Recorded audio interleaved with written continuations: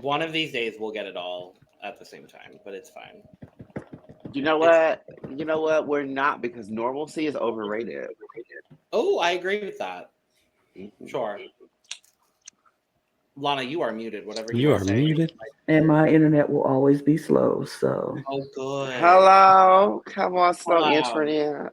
Yes. Well, hola y bienvenidos a The Cup, the Currently Unnamed Podcast, where we put the real and the tea in reality. And you can always come to us first to quench your thirst. If I had a wig, this is where the wig would be wigging, but the wig is not wigging today because there is none. I'm Logan Murphy. Say something gay. Gay. I am currently drinking the remnants of my coffee. I started making homemade coffee creamer.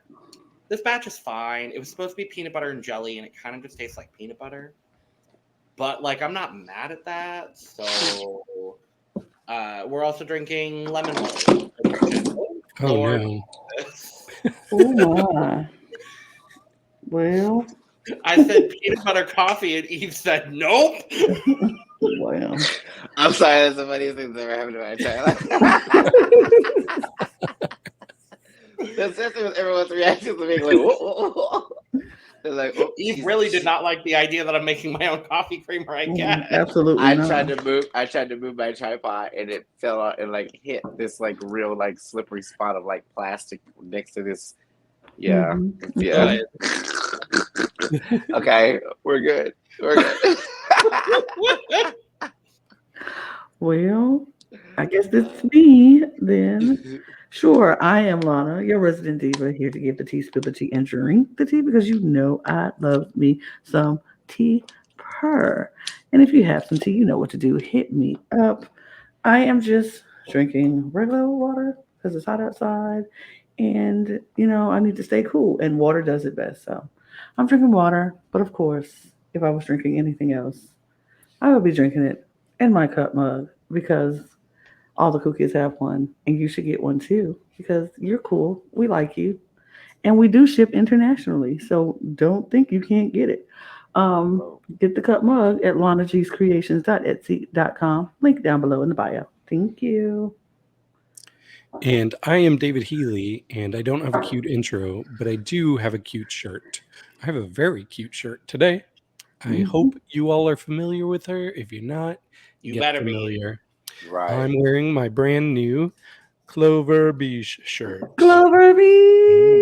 Yes. We Come love on, Clover. Clover. We all stand some Clover.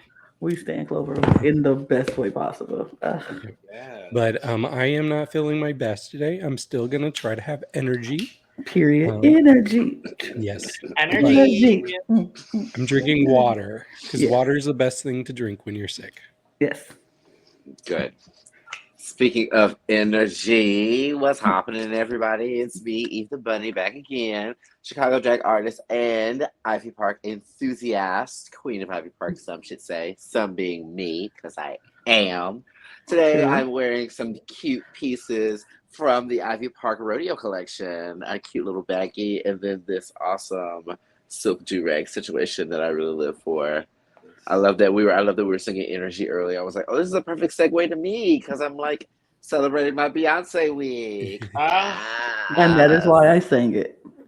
I cannot wait. I am still officially on the road to see Mother Beyonce Carter on Saturday. It's very, very, very cathartic for me. I'm going to cry multiple times. I'm going to have multiple panic attacks. It's going to be great. It's going to be so much fun.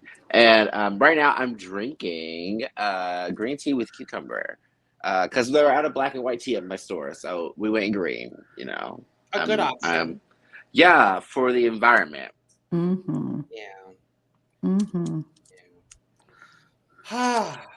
I love that we get to document the process of Eve. So we'll see Eve 2 days before, the day before, and 2 days after. And then when you're gonna do it, you're like, Eve, how are you? And I'm gonna be like this. Slept. I couldn't. How could I sleep? No. But We're talking about Drag Race Mexico. Episode Drag Race 5. Mexico. Come on, girl groups. Yes.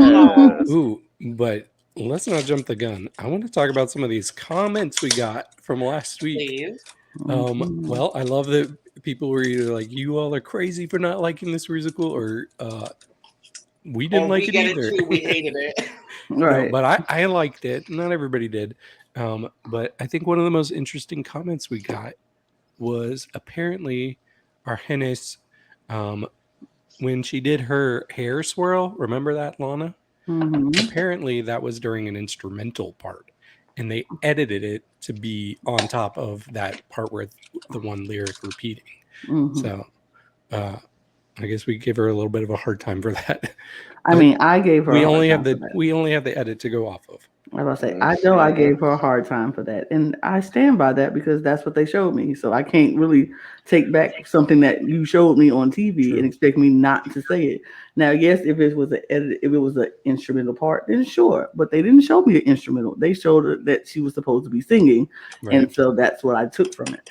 But I will say, because we got some comments that was directed to me about my feelings towards Gala, and I will say I did go back and watch the episode again just to make sure that I wasn't just giving Gala a hard time. What is okay? So, I do think Gala is still a little shady, a little petty, and I've come to the conclusion that maybe that's not my humor. Maybe that's just not my cup of tea. Some people like that and enjoy that, and that's fine. That's not my humor. So, for my opinion, I didn't like it. And you might not agree with me, and I understand that because your humor is your humor, and that's fine. But absolutely not. Oh my god. Running as well as Eve's microphone is very sensitive and hot. We're hearing every little bit of noise. So that's I'm like, absolutely not that noise while I'm trying to darling. I'm so sorry. I'm so horribly sorry. We will just you just mute whenever you gotta do what you gotta do. That's fine. But yeah, I don't have I just don't think that's my humor. And that's fine. We don't have to agree. I still think it was a little petty and shady, but I do think well, we'll talk about it later on in this episode about some things with Gala that I feel like I could talk about. But I do have an amendment to make. And I said I will do it on this podcast because if I feel like I say something and I'm wrong about something, I will come back and fix what I said. So I was a little harsh on Margaret Ya and her runway look. I should not have given that low of a score. I still stand by the fact that her headpiece looked like it came from Party City. I will never take that away. Nope. It looked like Party City with stuff stuck on it and glued on it. I won't take that away. But the bottom of that dress, when I went back and I looked on her Instagram and then I looked at some more pictures that was shown of it, it does look a lot better than what I remembered it. And then I watched the show again to make sure. And so, yes, I will take I think I gave her like a 15 or something for a score. Yeah. It was low. It was very low. But I will raise it to a 60. Ooh. Because I was wrong. I was wrong. And I will admit when I am wrong because that's what adults do, people. Exactly. When you're wrong, you say you're wrong and you apologize. So, Margaret Y Ya, I apologize for. And that's the tea. And that is the tea, period. The real and the tea, actually. So, yes, I will raise it to a 60. But I still don't like the headpiece. Okay. See, I thought y'all were going to bring up the big thing that we got in the comments saying that the Rusical was shortened. Oh, yeah. And we saw the shortened version of the. Did you not see that, Lana? Oh, I missed that one. Oh, yeah. Someone in the comments was like, apparently the Rusical was much longer and they cut it down. Wow. So we thought it was too long. We thought it was too long, which explains why it felt so imbalanced. Yeah. I'm sure that now I get it. I'm sure Margaret got the chop on that. We didn't see hardly anything she Margaret, did. we don't need to see her. Lady Kero, we don't need to see her. Who else was safe? Pixie, we don't need to no. see that either. Well, Pixie was bad, so we saw a little bit of those moments. I mean, we don't know. She might have had some good moments that we just didn't see. We don't know because they edited because they wanted might have Pixie been to go. some bad moments for Cristian or Regina. We will never know. But it makes sense now knowing like who the top and the bottom three were. It makes sense that we saw those performances and we didn't see any of the other three queens. Yes. Like, so it all makes... Oh, Matraka was the other... Matraka, we need to see just as much as we need to see from her. Right. Another thing, I don't think any of us picked up on the fact that Cristian's character in the Rusical was the guest judge. Was literally supposed to be the guest judge. Yeah. So I was like, I didn't get it. Because we've seen, like, I remember in Philippines, there was a guest judge, and Venus got the win when she portrayed her. Yeah. So I'm like, I wonder if that might have contributed to her getting the win. Probably. But that's okay. She still did great to me. That's fine. But anyway, we go into this episode. And Pixie's gone. Yeah. Everybody's sad. You know what? I feel surprised. I feel like people were like not expecting Pixie to go, and they were actually genuinely sad that Pixie was gone. Like, I don't feel like they felt the same way they felt about Vermelia and Miss Voyata. Like, they were like, good riddance, gone by, whatever, we don't care really, when they left. But they were actually genuinely sad that Pixie was gone, and they were like, we didn't expect this to go this way. And it is what it is, and they were sad. So I was like, okay, that's nice that they were genuinely upset about seeing Pixie go. True. I remember Serena said that she thought Pixie would be in the final. A lot of people did. Yeah, but that wasn't the only surprise. Cristian was also surprised. She won. Yeah, we all are too, girl. Join the club, girl. She thought it should be Regina, and I was like, yeah, me too. Yeah. Correct. Me too, girl. But I mean, it is what it is. But it just... this episode, I will say, I felt like things were a little bit better as far as judging was concerned. I still have my concerns with judging, and a couple things were off. But, going into this episode, I think it was very, very obvious. We all know who they want to send home. Yeah. And it gets to really be that way.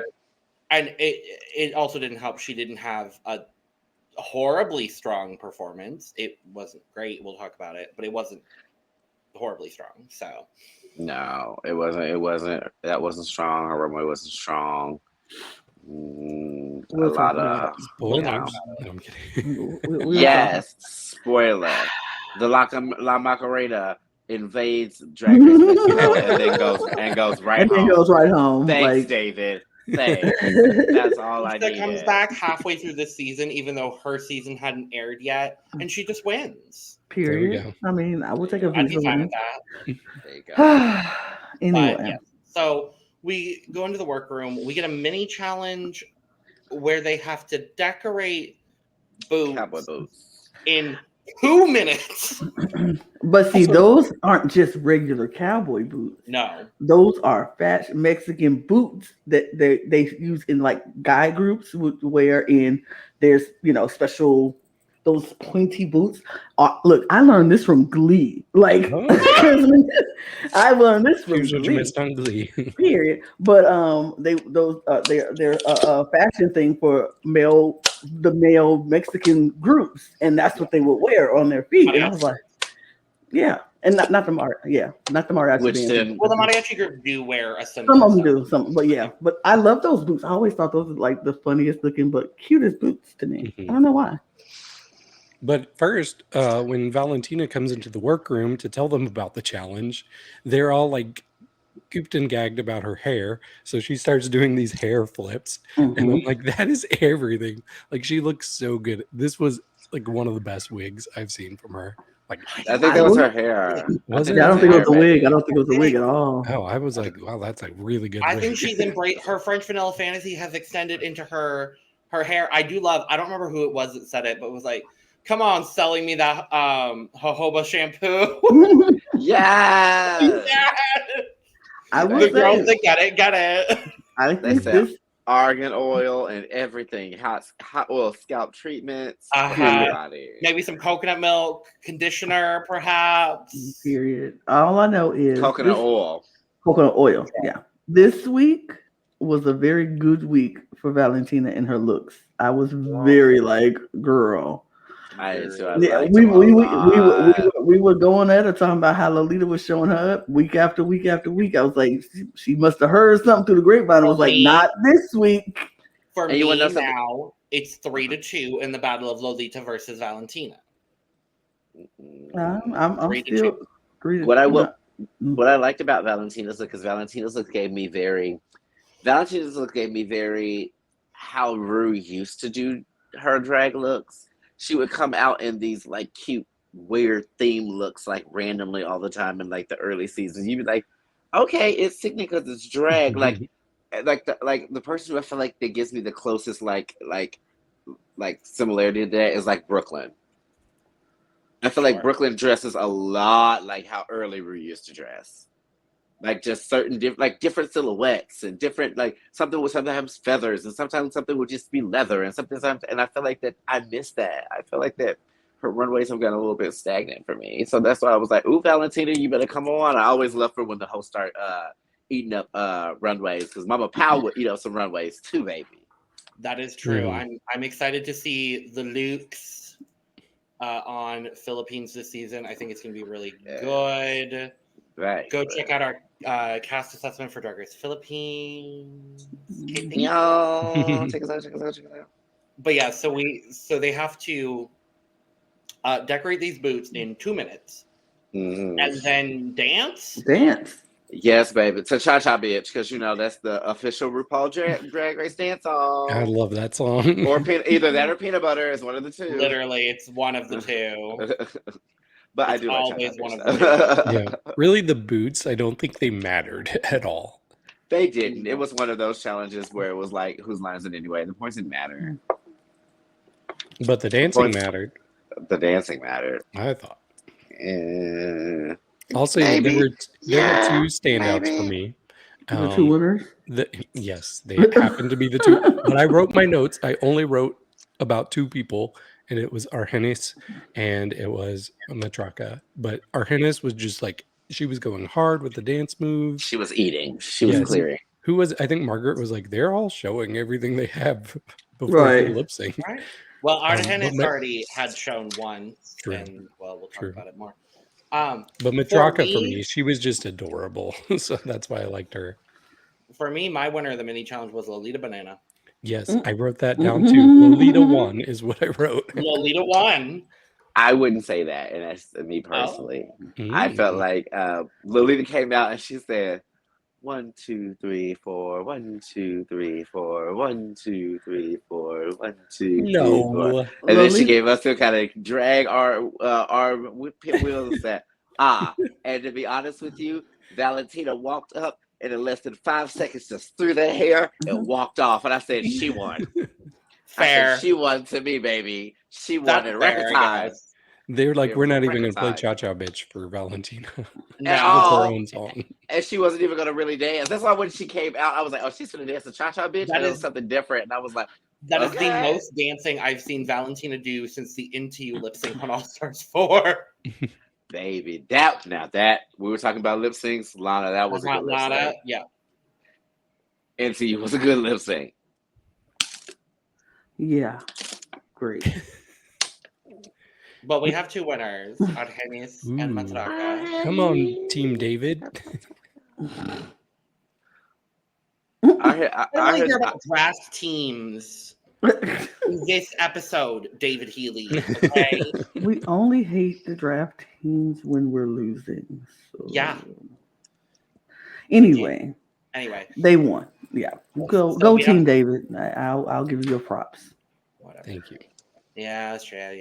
Oh, this was a good episode all around for Team David. You know what, David? David's been having some really good times recently. I think David's been doing a lot of winning recently. I mean, but it doesn't matter because he's still not beating me.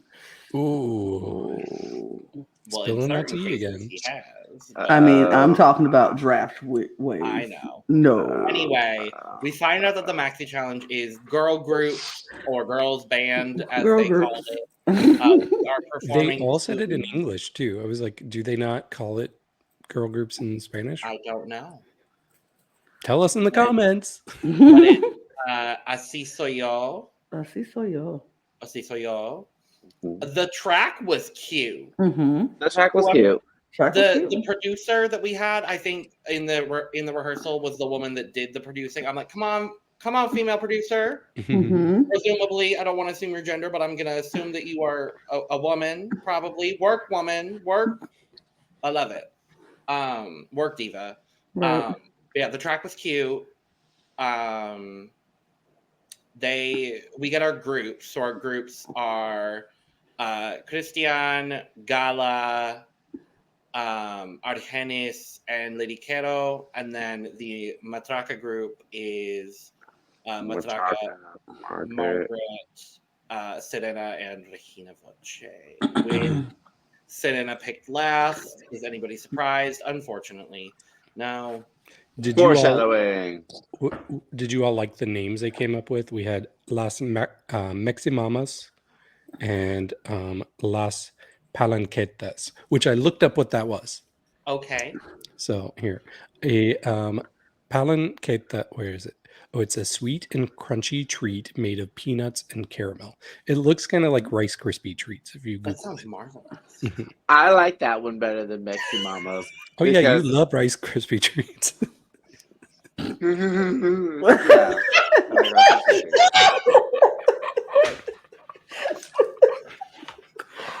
None of our viewers get this. I wonder why. But I don't like the Meximamas because it sounds like a Taco Bell menu item. Can I get a Meximami? That's what it sounds like. I'm Large. Like, I'd eat it. No. I'd eat it too. Absolutely, I would too. I would eat a Meximami. It sounds delicious. Sure. I would eat the put whatever that P word was. I mean, I eat the. What was that one? I'll What's eat the that palanqueta. Palanqueta. Yeah. I'd be all down on them. I mean, I eat that down too, but I still eat a Meximama too. Give me both of them. You said it was like peanuts and caramel. Is that what you said? Yes, but it sounds like a Rice Krispie peanut brittle. So it's like peanut brittle beans of Rice Krispie. Kind of maybe. I was thinking it was like a payday or something. Maybe a payday. I love paydays. It does not look anything. I know. I am not a fan of payday. I do like paydays. Paydays are yummy. I'm not a fan of I don't like peanuts, so that's my thing. I like peanut butter. I don't like peanuts. Gotcha. So payday would not be my jam. No, not really. But yeah, so we get very little of the actual filming of the verses. The only person really that struggles is Gala. Right. Mm-hmm. Foreshadowing also. Set up. Serena was one of the best. Yeah. Serena. Set up. Indeed. Baby. But yeah. I'm mad. We'll talk about it. We'll talk. And then our workroom, I call it trauma mirror, and that sounds really bad, but that's kind of it's kind of what it is, because that's where I've just we can call it like Rue's Emmy moment of the episode or something like that. The emotional Emmy moment. Yeah, because that's what I've called it, the Emmy moment, the trauma moment. It's just because it's been always emotional in every episode of these shows that I've watched. It happens all the damn time. I have to sit there and be like, oh God, oh no. And I'm start crying. But we're putting on makeup, time to cry. Right. This one was sad.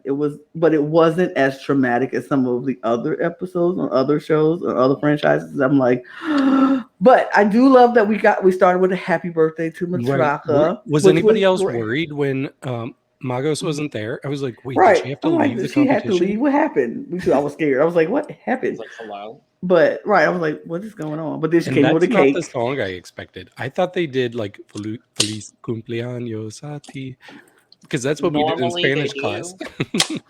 Maybe they said we don't want to do that. Tell us in the comments, is this a normal song to sing for somebody? I feel like, from what I remember, they're probably gonna say yes.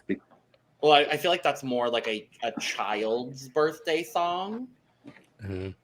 Is what I remember, at least, but I could be very wrong. As the comments have told me several times. No, I'm kidding. I love the comments. Logan loves to be confident and wrong. I love to be confident and wrong. I will do it. Like, I'll be confident and I will be very wrong, and I'm okay with that. But yeah, it's Matraka talking to Magos about a lot of the bullying that he experienced as a young child, and just like not having, any relief from that. And it's a full circle moment now because they're a star. Right. Yeah, and Margaret said she also went through bullying. And I know, like, no kids deserve to be bullied. But for me, like, Margaret and Matraka, they're the two that, like, really radiate joy to me. And, like, to know that they were probably the sweetest kids and getting picked on, that just really, like, made me sad. Because they don't deserve that. Nobody deserves that, but the fact that they can still put a smile on their face and be positive, I give them props. Not everybody has to cope that way, but I love them both a lot. Mm-hmm. But then, after that, we went right to the runway. Like, they literally jumped right to the runway after we had those moments, and everybody said, "Let's eat cake," and they ate cake, and then it was runway time. What I will say, I think the pacing of these episodes might be what's affecting my enjoyment of it, because I am still enjoying this franchise. I think the queens are really great. I love seeing, Lolita and Valentina's looks every week. I love seeing them in the workroom.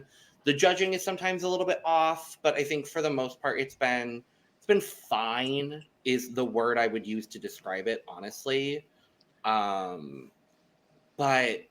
the pacing has just been so strange, where it's like last week we saw absolutely no rehearsal, and then we went straight into the challenge, which was apparently shortened. So, like, I would have liked to see a little bit of, like, the choreo moments. Why do we have fake cars and, like, subway car seats as your, like, staging? Like, I was very confused by all of it. I was like, I want to know just for me personally, I want to know what the process is. Like, I would have loved some insight, specifically maybe from some of the girls we just haven't heard a lot from in confessionals. But I would have loved to hear, like, what was the idea? Like, what were y'all going for? No. Here's where I disagree with you. I mean, on paper, I do agree with you. Like, that would be great. But I am just so used to, on Drag Race, they will show us somebody stumbling in the rehearsals or stumbling with choreo, whatever it is, and they'll do fine in the actual challenge, but they're still penalized for what went on in the rehearsal. And I never think that's fair. I think, sure, if somebody's struggling, yeah, that sucks. But if they nail it in the moment, that's what I want to see. That's what I want them to be judged on. And if you're not showing us any of that stuff in the rehearsal, then you don't have a right to judge them in the challenge based on something we're not seeing. Sure. That's my thoughts. Sure. I mean, yeah. So let's I forgot to put Lolita and Valentina in the actual slideshow this week. So we're just going to put them on screen now. Yeah. Valentina slays. Fucking Tina. She slayed this whole look. I wanted it to be a skirt, but it was still good. Oh no, I didn't want it to be a skirt because that's like the perfect jumpsuit. I needed that jumpsuit. I needed that jumpsuit. I want that jumpsuit. I feel like it would have been too predictable for Valentina to have done this and had it as a dress. The fact that she, like, there hasn't been that many times that I've seen her in like a jumpsuit. You know what I mean? That's why I'm kind of like, oh, wait, hold on. I like this. That's why I said this is giving me like early Rue, because early Rue would just play with different silhouettes. And sometimes she come out in a bodysuit, sometimes she come out in a jumpsuit, sometimes she come out in a mini dress, sometimes she come out in a whatever. You know what I mean? I'm like, I like this. I like this a lot. Not my favorite from Lolita, though. Even her makeup, like, it wasn't my favorite this week. was not a fan of Lolita's makeup. I think she was rough. They are still trying to figure out Lolita's makeup. Because I noticed, I was like, there's something weird with this. And it's just the fact that the highlight was way too bright. Well, the highlight's been bright now for a couple weeks, but they pulled her eyeshadow so far out that they almost like flattened and like lengthened her eye makeup. And so it just like it snatched everything back, and I don't think that's necessarily a look that looks good on Lolita. It looks good on a lot of people. Case in point, Valentina. Not necessarily here, but Valentina does some of that. Like, I'm not even in frame. It's whatever. I'm Italian. I use my hands. But like Valentina like snatched up makeup, and that's what they're trying to do on Lolita, and it doesn't really work. It doesn't work for her face shape because Lolita's face shape isn't very up and down. So if she has that like upward angle mobility when it comes to her eye makeup and stuff, then it pulls everything up. Lolita's face is kind of like, to be completely honest, her chin is farther set out, her forehead and everything is farther set back. So her face already has somewhat of an angle to it anyway. So like doing that just makes her face look really long. Yes. Yeah. Like, I know what you're talking about. It all just didn't come together in the way that it should have. Yeah, it just didn't work. It just didn't work the best for her face shape. Or what they should have done is, instead of, because that's the way that her face is shaped, what they should have did is they actually should have went straight up with the tape instead of going at an angle like they normally would have. It's like you just have to put things in different places. Otherwise, like, it doesn't work for everybody. What are y'all? I love Lana. We were just hanging out on the side, like. Eve and I are having a real, genuine, serious conversation. And they're both just. Anyway, Eve, this can be a duo podcast about Lolita's makeup. Children. Every time I looked at David, I couldn't stop laughing. Children. Okay, I'm sorry. Anyway. Let them win a couple of drafts, and they'll know how to act. Oh, I know. Well, fight me on it. Beat me. I will. Beat me next time. I will. How about that? We've got what, 4 to 5 franchises? How about say Philippines? I'm about to say, y'all know I got Philippines. Don't play. I have no stakes in Philippines.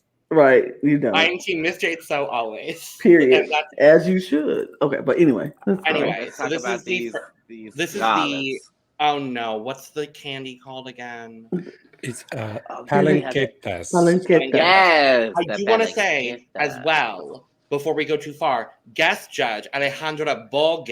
Yep. Queer icon, apparently. I love her. I have no idea who she is, but I had no clue who she was, and I'm glad I know her now. Put her on the panel. Permanently. Everybody made her horny when she came on the runway, and I kind of live for that.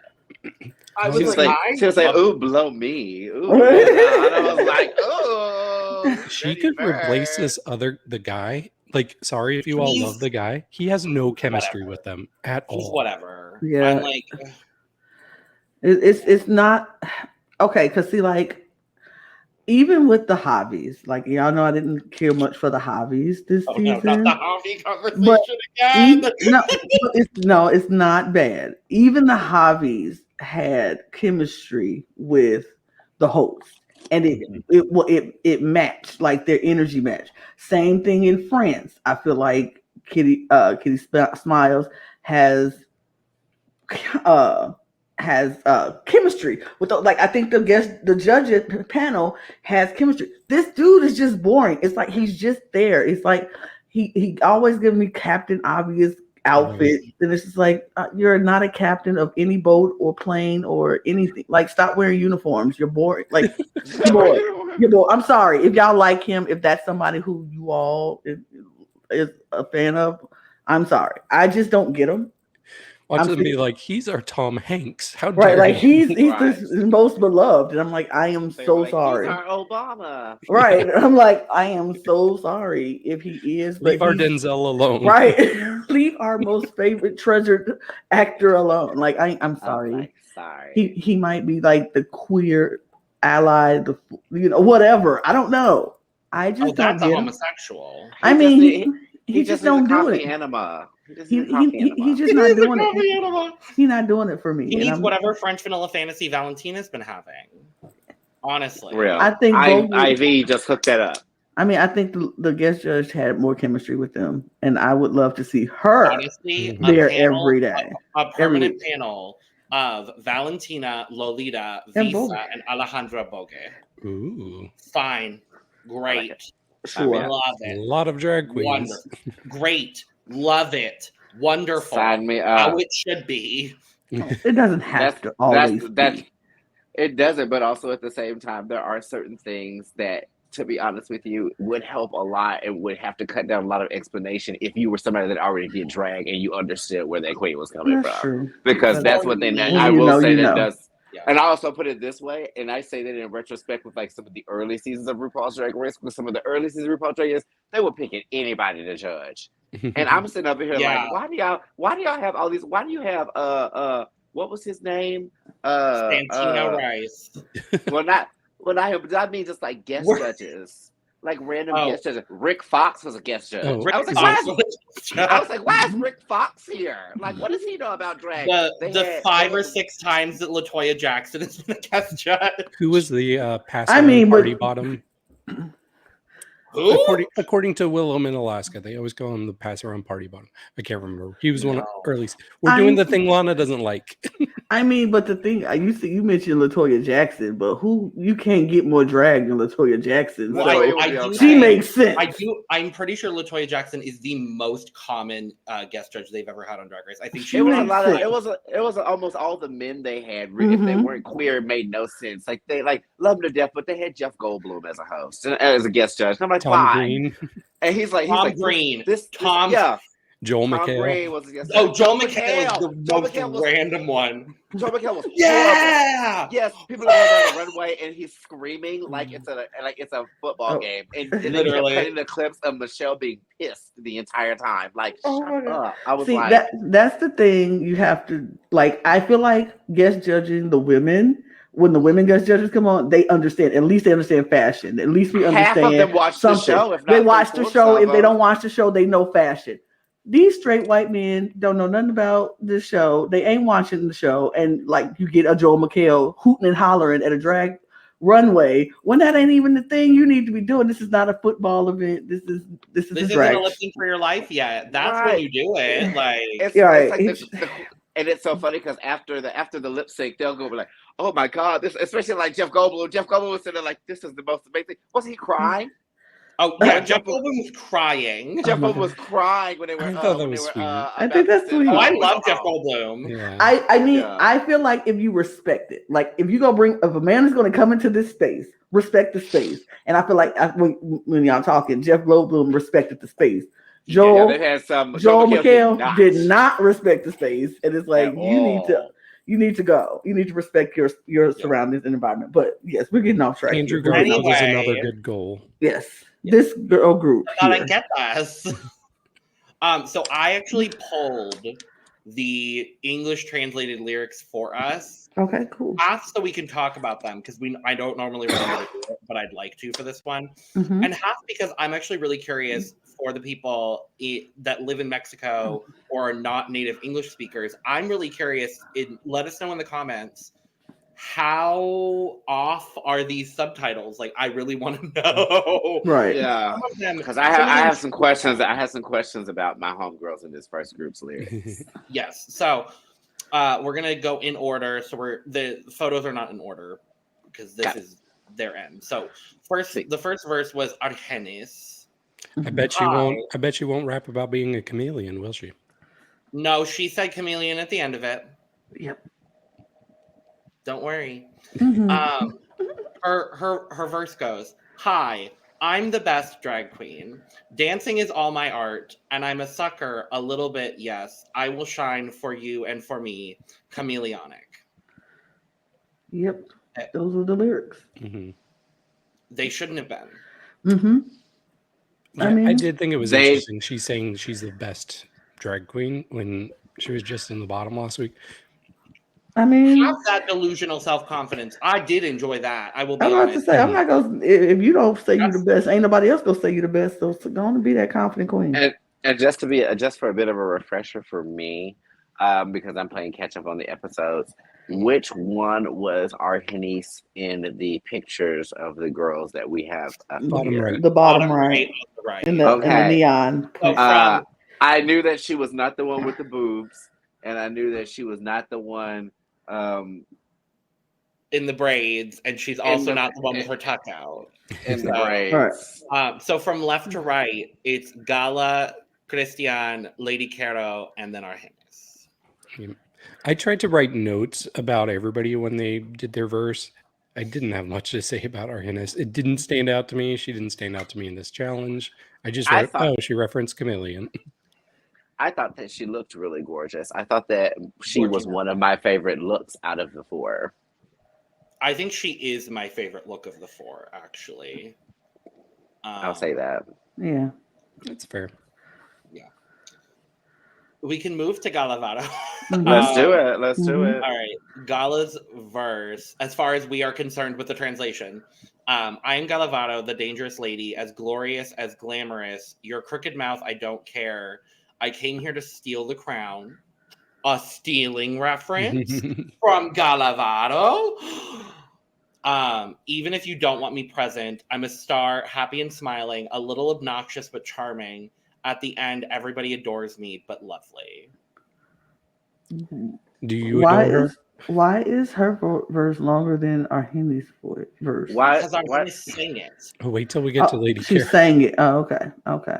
So some of them, if they sing, so they're given 8 bars. 8 bars. Do with that what you will. Okay. Argennis took 2 bars to sing, "Hi, I'm the best drag queen." Okay. So that's what it was. Okay. Don't worry. Just wait until we get to Serena. I know. Oh, I know. I yeah. But there's a lot of words there.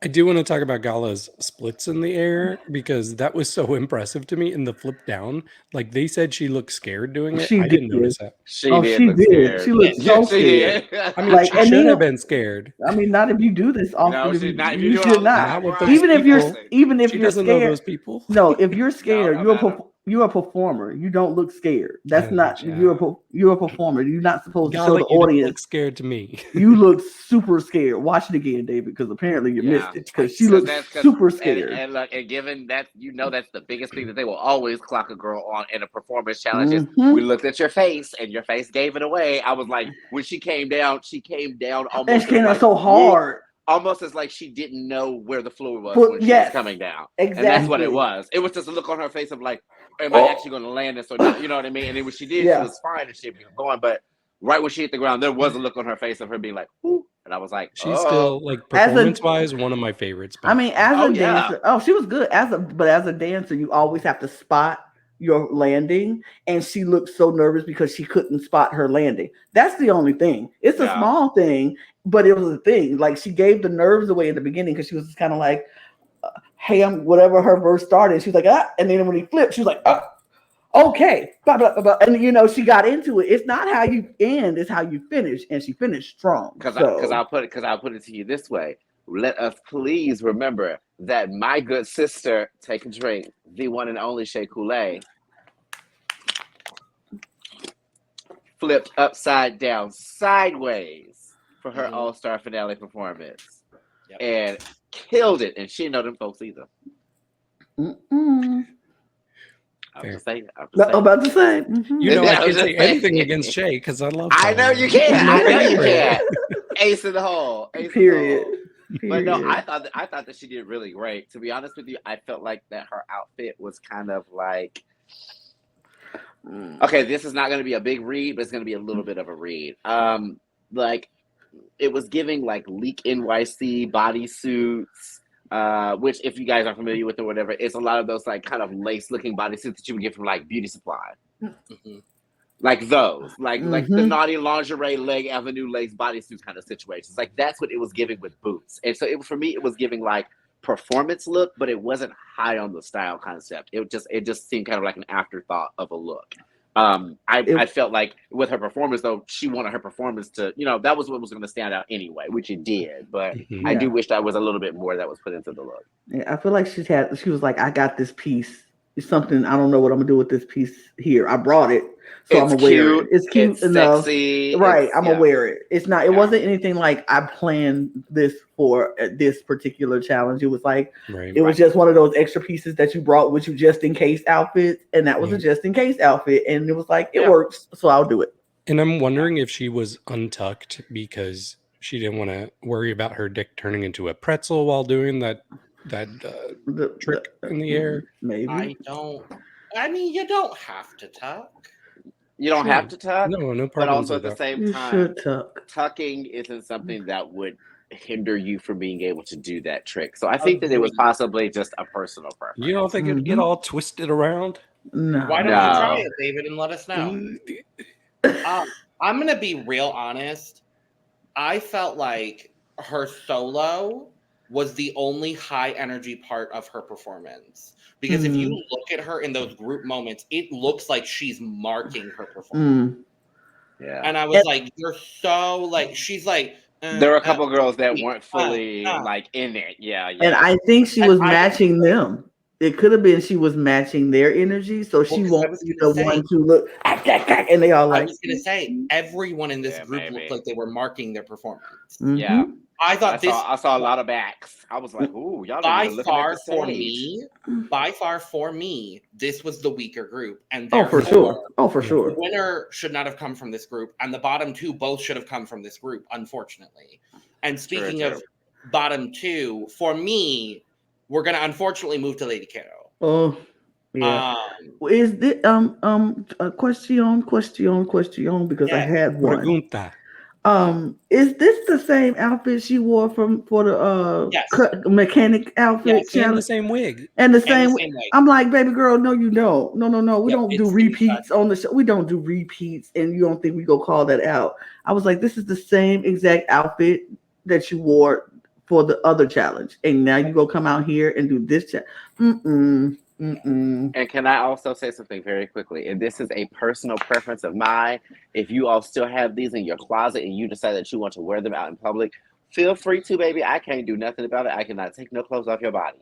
But me personally, I'm the Mugler bodysuit trend is officially over, y'all. I'm sorry, but I'm so tired of seeing them. I really am. I'm so tired of seeing those black bodysuits with the new cutouts. I'm so tired of seeing them. That's Argennis. Yes, I agree. Yeah, that's Argennis. No, that's not Argennis. I mean, not Argennis. That's Cristian. Yeah, we're talking about the one with the boobs. We're talking about the Lady Kero, the one with the boobs and the bodysuit. Damn it! Don't worry, we will be succinct with our coverage of Lady Kero, and then you can talk about how much you hate Mugler bodysuits. I'm sorry. I'm just that's what happens when I'm catching up late on the freaking season. You're fine, darling. I should have got flashcards. We'll be very quick with Lady Kero, just like her. Okay.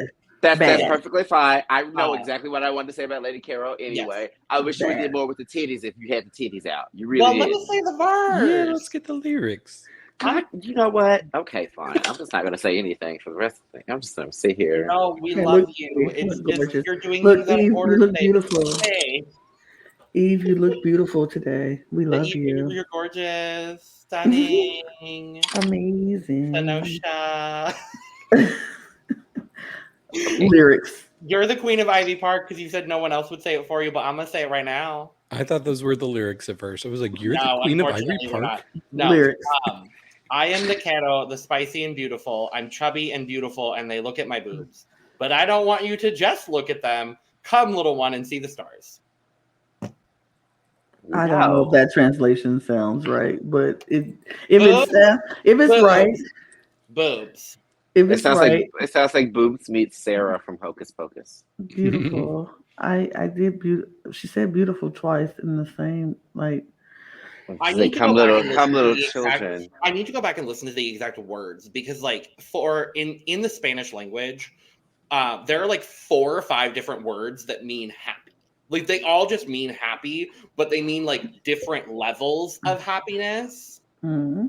So there's no there's very few qualifiers. Like I would say I'm very happy as opposed to I'm happy. There are just separate words for it. So they're that's where there are several words for beautiful, I didn't specifically listen to the specific words that she used to call herself beautiful. Right. It doesn't matter. It just doesn't wasn't a matter. great It's verse. not It a was good- not a great verse. She didn't look great. It just was not good. She got the Magos treatment from last week, where it's like, we're gonna cut you out of this whole thing. Because I bet she had more to her verse than that. I Yeah. don't know. Yeah. And then now, okay, Eve. Now we can talk about Mugler Body. Christian. Yeah. It's okay. It's not that bad. I thought you were gonna talk about the wig. I thought you were going to talk about the wig. I'll talk about the wig. I Go hated on. the wig.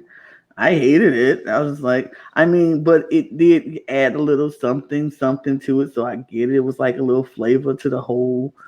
Because I feel like everybody was going for their own little personalities, like in girl groups do. You always got the cute one, the weird one, the chubby one, The boob you one. know. And she's the one with the little, like a little flavor with her braided wig. I was like, yeah, okay, if that's what you want.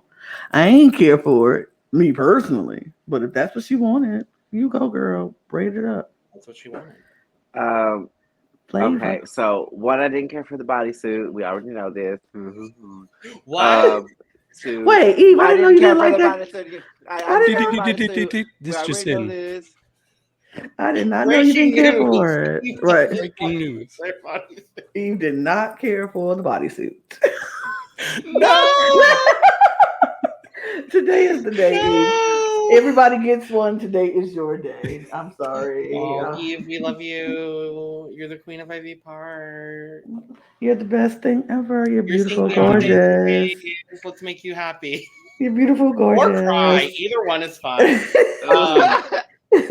I will not be doing that on camera. Period. Cancer season's almost over. We're done with Period. that crying crap. Period. Trust, I know.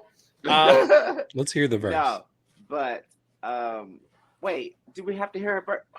No, we want No, we Eve don't to have talk. to. No, we No, want Eve. Eve to talk about the bodysuit. That's talk what we about, get. talk about the outfit, Eve. You know what? If I could put this fan over your I'm There you about go. to say. There we go. There we go. There we go. Pretend, everyone. Pretend. So now that David's out of the way, I wasn't the happiest with the wig for a couple of reasons. One, I personally felt like it didn't go with the bodysuit.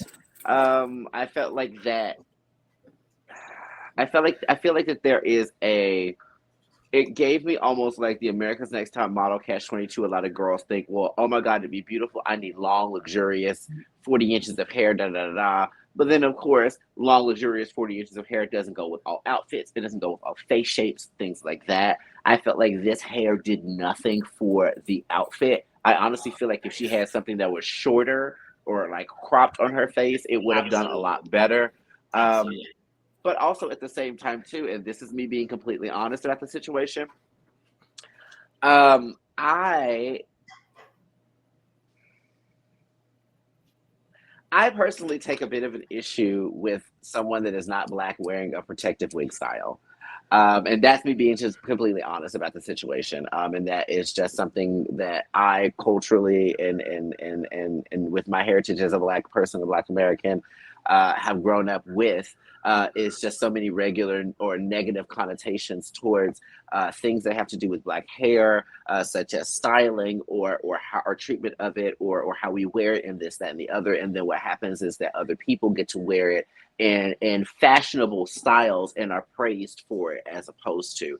And so I personally don't know anything about her racial background. She could be of African American descent as well too. She could be Afro Latinx. That's complete. I don't know that. But for me personally, it was something for me that triggered me a little bit because I was kind of like, whoa, wait a minute, why are you wearing right? Because I feel it almost gave me like if she had like. I feel like I think the biggest issue for me was not just the fact that she had the wig on, but it almost because of the way that she was wearing it, it didn't look like it was worn properly. Like there were parts of it that were sticking up around the base area, around the lace area and things like that. And it looked very plop on and go, which I mean, if that's how she wanted to wear the wig, that's how she wanted to wear the wig. But also at the same time, styles like that are usually used for African American people for our hair as protective styles and as styles that we use to preserve the integrity of our hair. It's almost a self-care type act, and it's something that we do treat with a lot of reverence. So when it comes to something that has more African American styles, it is something that I just personally would like to see treated with a little bit more care. And I didn't fully see that with the execution of her wearing this wig. Mhm. That's just me personally. Y'all can eat me up in the comments. Y'all can teach me some things if I don't know anything. But that's just where I'm coming from. I will say this. I don't think it's African American hair. I'm correct. Let's say it's black hair because everybody is not American who has Correct. to wear protective styles. Correct. But so black hair, definitely. I was like, but and I don't know her that she could be Afro Latino, and who knows? I mean, because it is a lot of Mexican people who are descendants of African people as well. And so that is a possibility. And that's, if it is, good on you, gal. Do what you got to do. It's fine. Right. It's whatever.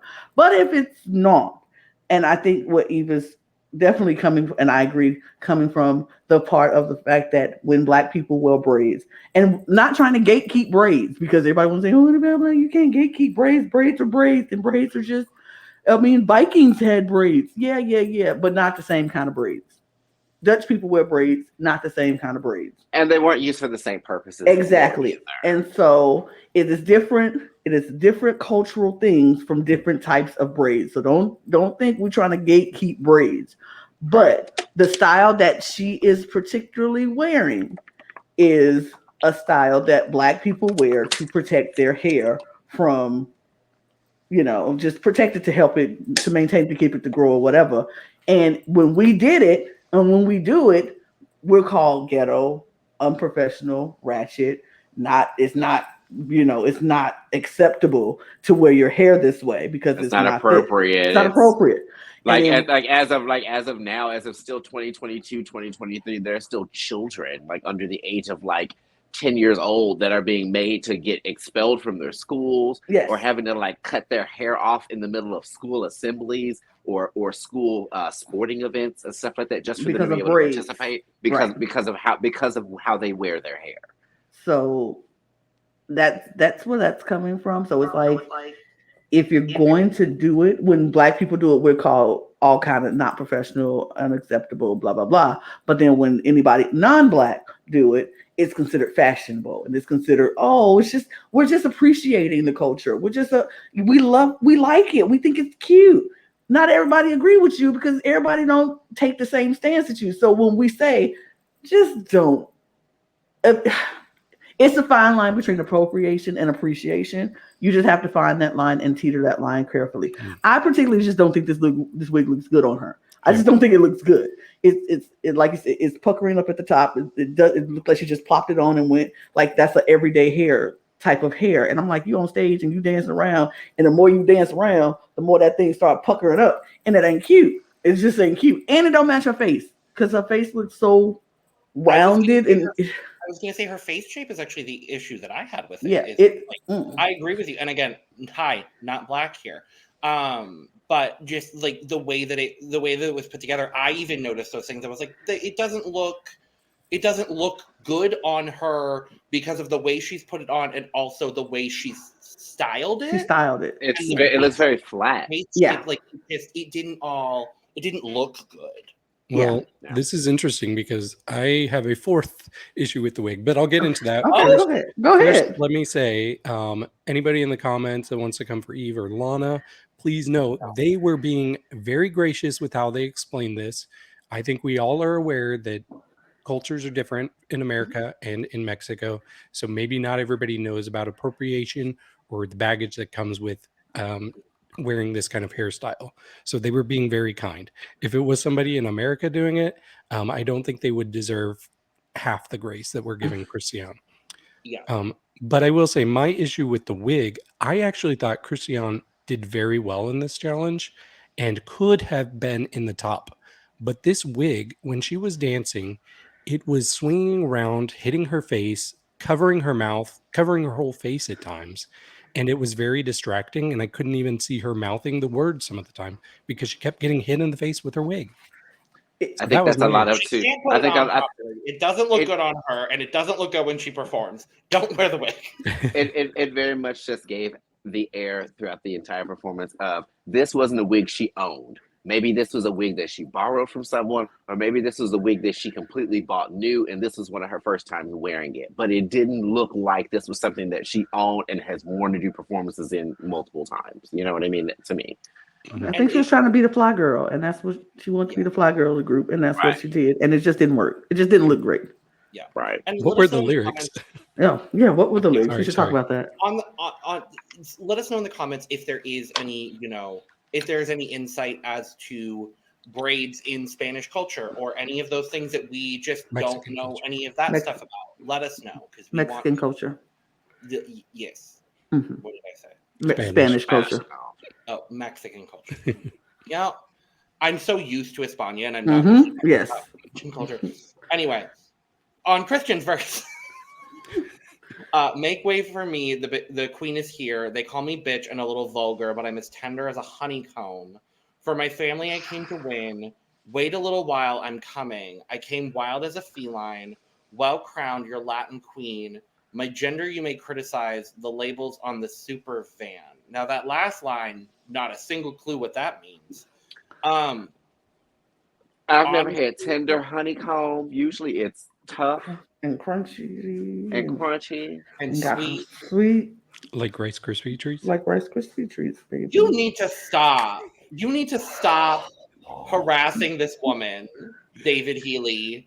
I will say another thing. I don't know if it might have possibly been from translation or not. But when we got to Christian, I was like, if I have to hear another girl say, I'm the queen, I'm a queen, I'm your queen, I'm something queen, and then she came out and did the same thing, and I was just like, Queen was the running theme for them. Oh, it very much was.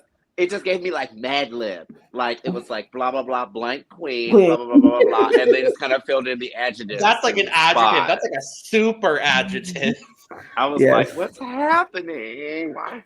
I just wanted a little bit more variation. This gave standard, stereotypical drag race girl group verse, and I hated it. My name is blah blah blah, and I'm here to snatch the crown. I'm second the crown, and I'm getting some wins, and I'm fierce, and I'm a queen. Face, yeah. Face. I give face, beauty face. Yeah. Like that's honestly what it is. I was bored. Yeah, it was one where when after the first group went, I was like, now let's see what this second. Oh no, they were the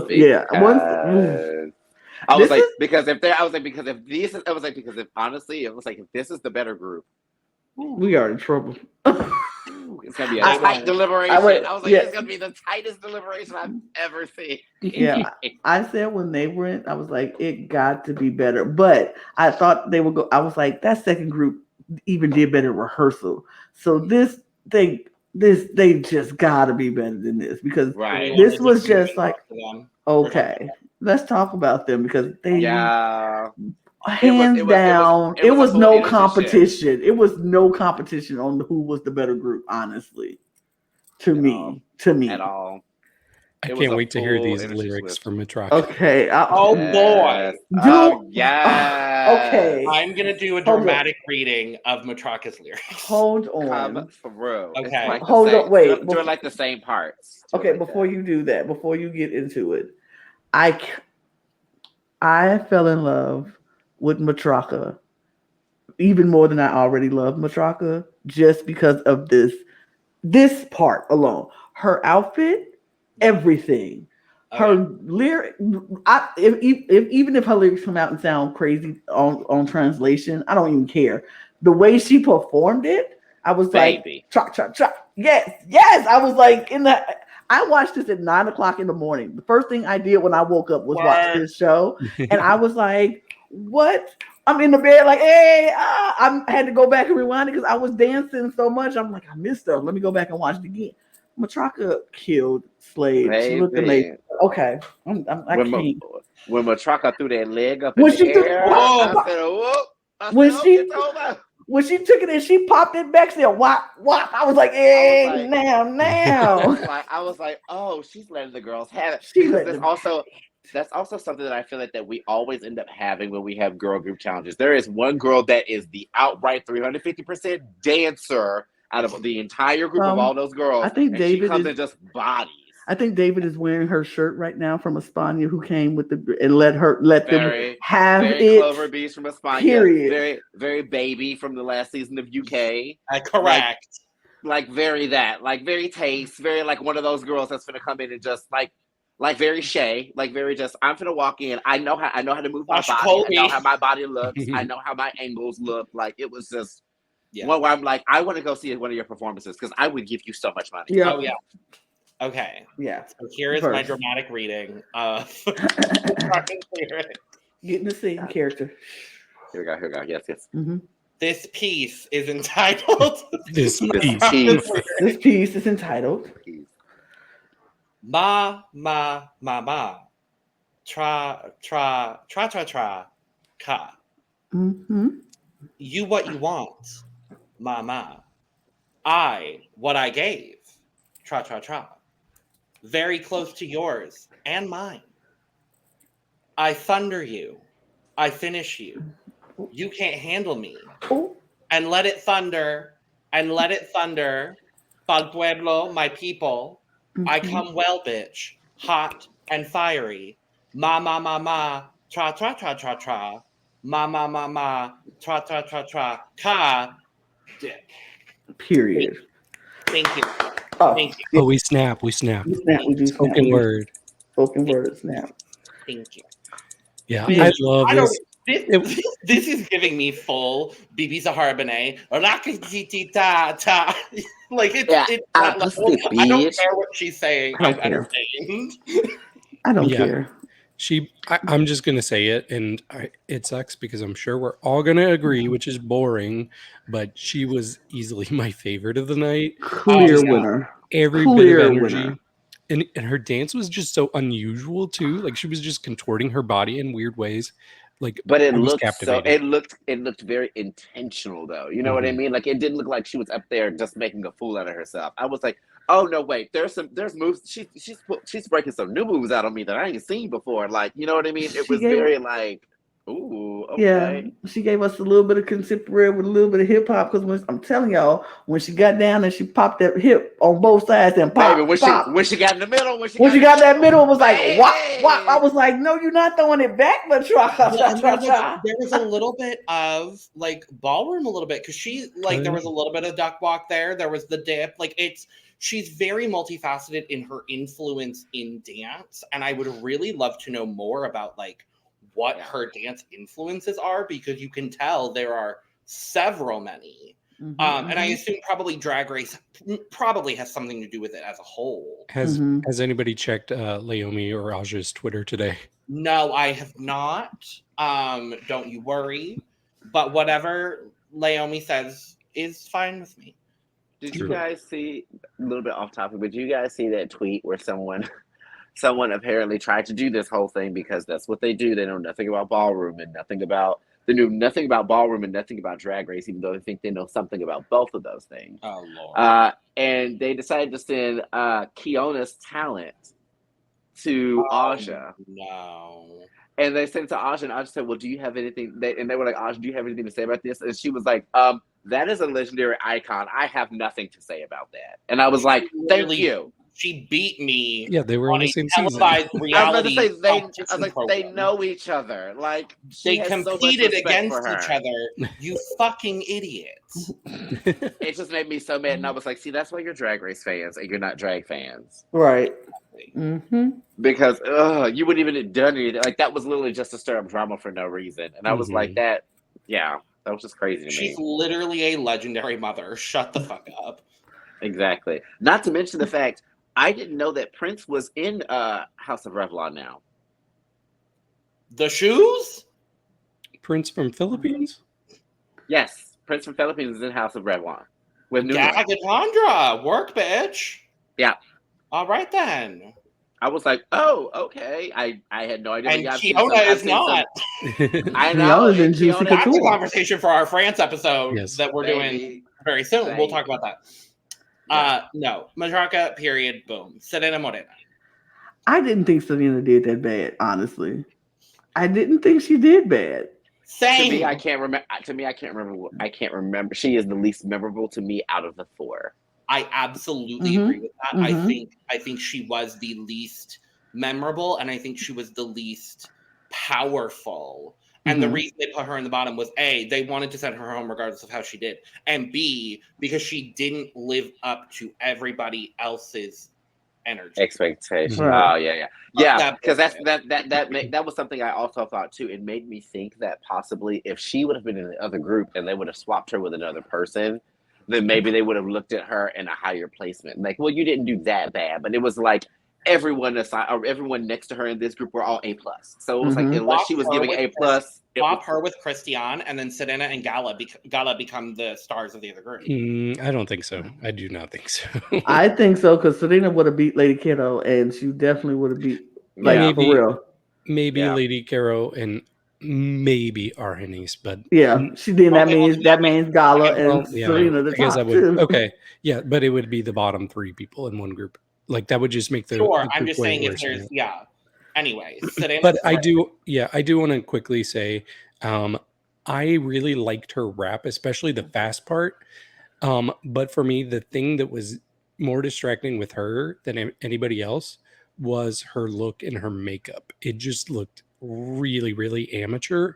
So with everybody being at least some level of good to me, that was almost a tiebreaker for me. I thought she just looked kind of rough, and I'm not sure why her competitors aren't telling her, like, fix your makeup. It looks like you took 2 seconds to put that on.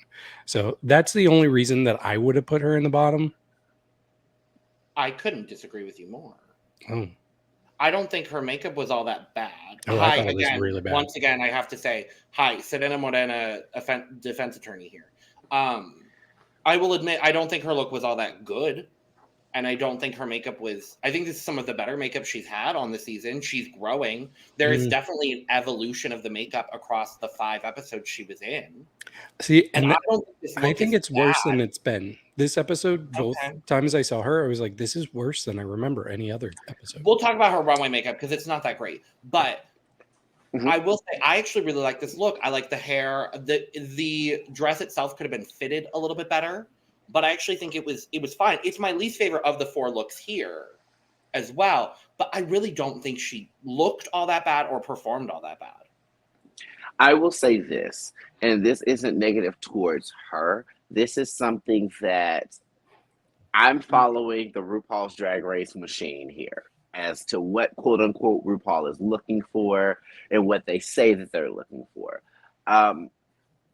And what that means in me and what I'm looking for when it comes to who's going to win a challenge, who's going to make it super far, this, that, and the other. I always keep in mind and always remember when Ru said, I can't remember what season it was, that this isn't RuPaul's School for Girls. Yeah.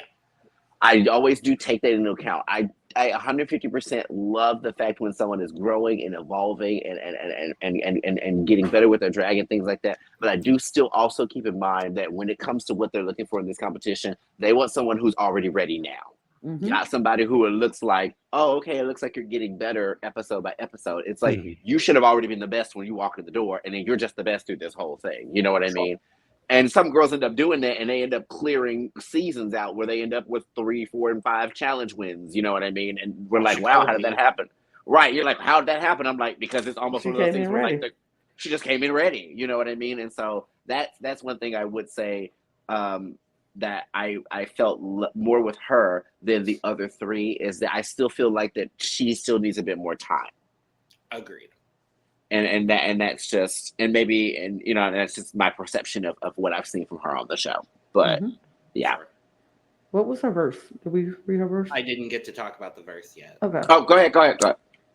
And we're all jumping all over the place. It's fine. There's no. We're sorry, girl. I'm so sorry. That's all I was asking. Talk about her verse because I actually really enjoy her verse. So, okay, I am that beat that's made for you, your little sandunguera bitch.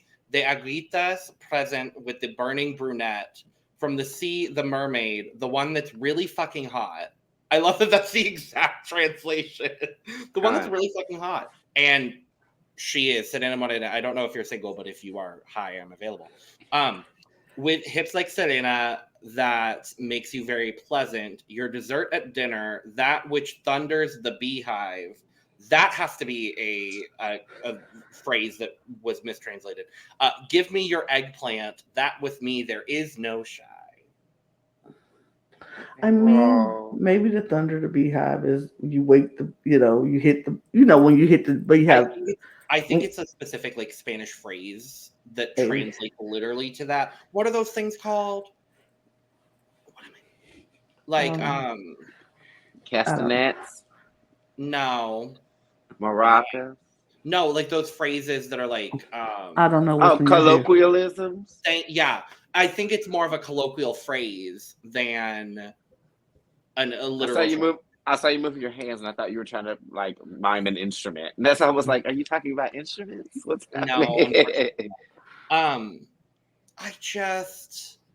If you're looking at all 8 performances side by side, which is what they were doing in this episode, I just do not think she should have been in the bottom 2. Something honestly makes me feel like, regardless of the fact of them sitting up, because they can say that all night and all day.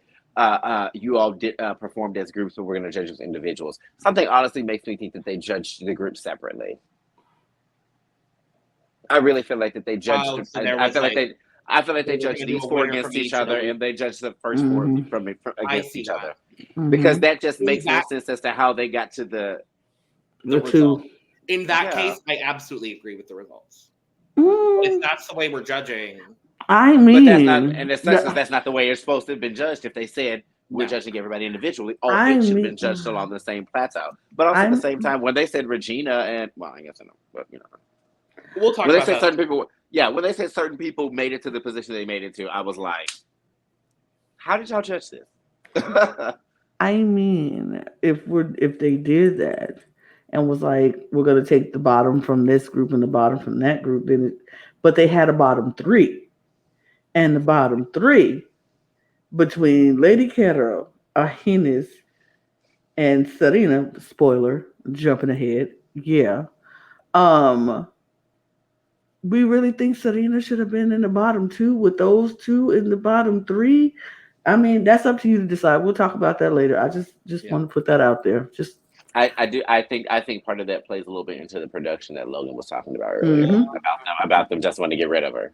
But let's move on, because we got some other amazing people in this group who performed really well. Because Margaret Y Ya was phenomenal in this. I think she looks so good. Like, this was the group who I felt like looked like a girl group who was trying to have their own personality but still be, a group.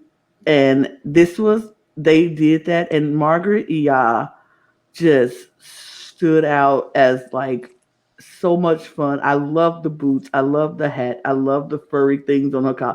I love her little furry. I just loved her entire look. And I think she ate. Yes, pretty much. Yes, she did what needed to be done. And her performance was amazing. Her performance in the challenge. Yes, in the challenge. Let's be clear. Very clear. Be clear. Before I fuck out of her later. Yeah, in the challenge, she ate down and she did what needed to be done. Her performance was amazing. Then the group, her verse. Yes, let's do her verse first, and then we'll jump into how amazing she is. For me, based on translation, this is my favorite verse. But I'm the iconic one, a superstar, chubby, pretty, a queen on the runway, a queen on the dance floor. I get criticized for my eyebrows, but I've had no complaints. I'm an inspiration to a lot of people. Double Gemini. A crazy bitch. My favorite line of the whole damn Mine too. Me too. I was like, come on, Gemini. Period. Okay. Underestimate me. This is going to be the end of you. Period. Yeah. Double verse Gemini, 8. a crazy bitch. Truly. That's a good verse. That's a good verse. Was this verse written to the judges? Yep. Yeah. Perhaps it was. But and you know what? She should.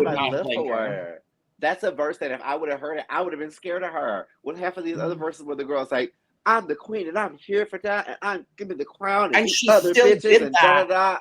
She still did that, but made it good. Right. Made it real good, where it didn't sound cookie cutter at all. It was like, no, this is my verse. I'm finna tell you about me and y'all hoes should be scared. Period. And I was like, Okay. It gave me the cadence of I don't remember her name, and I'm so sorry. But the song that's all over TikTok right now, Ayo Christ. I'm about to sin again. Oh, Flay on a Boss. Yeah. Thank you. Yeah. It gave me the flow of her in a lot of different ways. I think that's just recency bias, honestly. But I mean, why couldn't she have worn just something a little bit better on the runway? You know, What I would say about this outfit, real quick. I'm sorry, I didn't mean to cut you off, David. okay. Just saying, referencing real quick what Lana was talking about. What Lana was talking about. On the name. Lana was talking about. Lana. Anyway, Rice Krispie treat? I know. Yeah. So, Look, waka waka. We get it. Waka. Get it? All the joke. Okay. No, but Lana, to what you were saying when you said that all of the girls looked like they all kind of were showing their own personality with the outfits and stuff, but it's still like the same group. They were very much giving me like the Mexican Spice Girls. Yep. Exactly. That's very much what they were giving me. It's like they all have their own, you said, like succinct identity, but you know who their identities are, and they're all still a group, and it all still works. Exactly. That's all I want to say. Yeah, I really liked the choice of an outfit, not only because it was very cutesy and it made her just that much more endearing, but it also really served to make her stand out in this group. Like my eyes kept going to that look because it just screams, look at me. So that was very smart of her. But not only that, she really delivered with the verse. She delivered with the singing. Like I was impressed with her voice. Like she was doing like kind of rap singing, but I'm like, now I wish we saw you more in the musical because you have a really pretty voice. But her lyrics were great. Her movement, I didn't expect her to be able to dance like that. So she was absolutely great. A very close second for me. A lot of people are saying that we need to go watch her on La Mastraga, which I honestly think we might have to go back and review La Mastraga. That'd be sickening. Like, we've had like Will Justice on the panel has talked at length. Like him and I have had long conversations about La Mastraga in preparation for Drag Race Mexico. And I know there was a season that just happened, but like Magos was on there and so many people are like, you have to watch La Mastraga because honestly, it's better. And I'm like, you know what? I think I might finally take the plunge. Whether we cover it or not, I'd like to, but there's just a lot of drag to cover right now. So. Oh, and I think that I might actually know somebody who was on one of the seasons of last year. We might have to. So La Mastraga reviews may be coming at some point when we have time, which is not right. And then Regina Voce, her verse. Oh God. The Queen Regina, the finest bitch. Support my beauty truly. I am divine. Singer, actress, waste of an earthworm, which I think again is a colloquialism because it was a weird translation. I know you want to with me, but I am not for you. Only Valentina matches my beauty. We are very hot. Our curves, what a cutie. Lolita Banana, she's my super sister. After this reality show, she's already my cool mommy. Oh my God! If this was not the most pandering verse I've ever heard, wait, Lolita ugly. I mean, it really was kind of. It was so pandering, and I was like, that first half though, good enough, fine, whatever. And then she started her pandering, and I'm just like. It's like I feel like even when she was in rehearsal and said it, I was kind of like, oh no. Now I just rolled my eyes like, we see what you're doing, Regina. We get it. But I'm sorry. Sure. I would if I ever made it on RuPaul's Drag Race, even though I don't plan to anytime soon. But if I was to ever make it on there, I'm sorry, but that's just something that I would not do because at the end of the day, it's very apparent. You know what I mean? It's not one of these kind of things, girl, where you've had Valentina's posters up on your wall since you were 16 years old and you've been idolizing her forever and all this other kind of stuff. And now you're here in front of her performing it. Oh, I get a chance to sing a song. I'm going to put Valentina's name in it. No, we know why you're doing it. So it just doesn't come off. You've been doing drag longer than Valentina's basically been alive. Like, why? Right. Right, exactly. It's like, ugh. It also to me is one of those kind of things where I'm like, if you're working hard enough and you're putting the talent in and you're doing the work, you shouldn't have to pander. Yep. So it's one of those kind of things where I'm like, I hope you didn't do that because you maybe felt a little self-conscious about this challenge or whatever the reason would have been. Maybe it was because of the fact that you're the singer girl and we know you're the singer girl and now you got the first chance for you to sing. And maybe that, I don't know why, but it was just, it came out of left field when she put those parts in there. And I was like, And last week. I mean, oh yeah, that's true. So here's the thing. I'm about to take you drag queen fans, some of you, to a whole nother place because me as the wrestling fan on the panel, we in the wrestling world call that a cheap pop. Because when you do that, you're pandering to the audience wherever you are to get that cheap pop. And one of the wrestlers, his name was Mick Foley, he did that every time, and he did it as a ongoing, like we were in on the joke as he did it, but it was a thing just to get the crowd to cheer for you. This was a cheap pop for Regina because you wanted the judges to be like, oh, she said my name, and oh, we like it because he said my name. You would go into the arena and you'd be like, it's so great to be back here in Philadelphia, and the crowd is like, yeah, you're in Philadelphia, woo. That's what Regina did, and I was like, this is such a cheap pop. Like, you didn't have to do it because the first part of your verse was good. Was great. It was good. It was like you didn't need that, but sure. And I agree with you. If it's not like you've been idolizing over Valentina and Lolita since you were 16, and this was the reason why you got into drag, and so you wanted to show your appreciation for if somebody did that for Rue now, I can understand it because maybe Rue was the first person they saw that got him into drag and they appreciate it and they got a chance to finally say what they wanted to say to Rue in an endearing way, and so they did it. But for somebody who you are older than and didn't been doing drag longer than, that's just a cheap pop. But whatever. What works, it works. If it works. It was very much one of those things where it's like, we're not mad at the way that you're playing the game. Right. It's but just we see you playing the game. Keep those cards a little close to your chest, baby. David. Okay. Yeah, so I actually thought she did pretty well with the face acting. She did in the musical last week too. She knows how to really emote with her face and be very expressive. I think my favorite part of her verse was actually the singing at the end. I thought she sounded great there. But for the rest of it, it was like giving me kind of like Roxy Andrews a bit. So I don't know. It just wasn't my favorite. It wasn't my least favorite. It was perfectly safe for me though. Mm-hmm. Yeah. I kind of wish she would have sung more, to be honest. Yeah. I was waiting on somebody to sing that whole verse, but I guess maybe. Right. That's what I thought that she was possibly going to do. So I was like, well, Argennis kind of did, and we saw what happened with that. But all right, we move. La categoría es Flores de México. And some people didn't necessarily do flowers. Oh, and this is my first time doing a review of Runways of Mexico. Is it really? On the pod. It is. I haven't done one from Yeah. Mexico, I don't believe. I don't think I was there for. Here. Maybe. No. I feel like that the last thing that I did was the Instagram. Mm-hmm. Well. Why? Well. Then we'll start with you, Eve. Oh boy. Yeah. Oh, Margaret Y Ya. Where are my chopsticks? Mm-mm.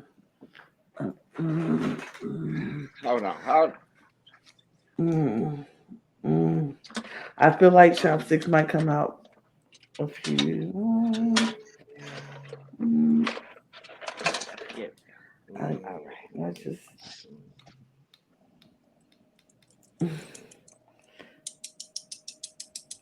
This is a Chapiana Choppenstein for me. I love the concept. I do not like the execution. And that's kind of where it comes down to for me.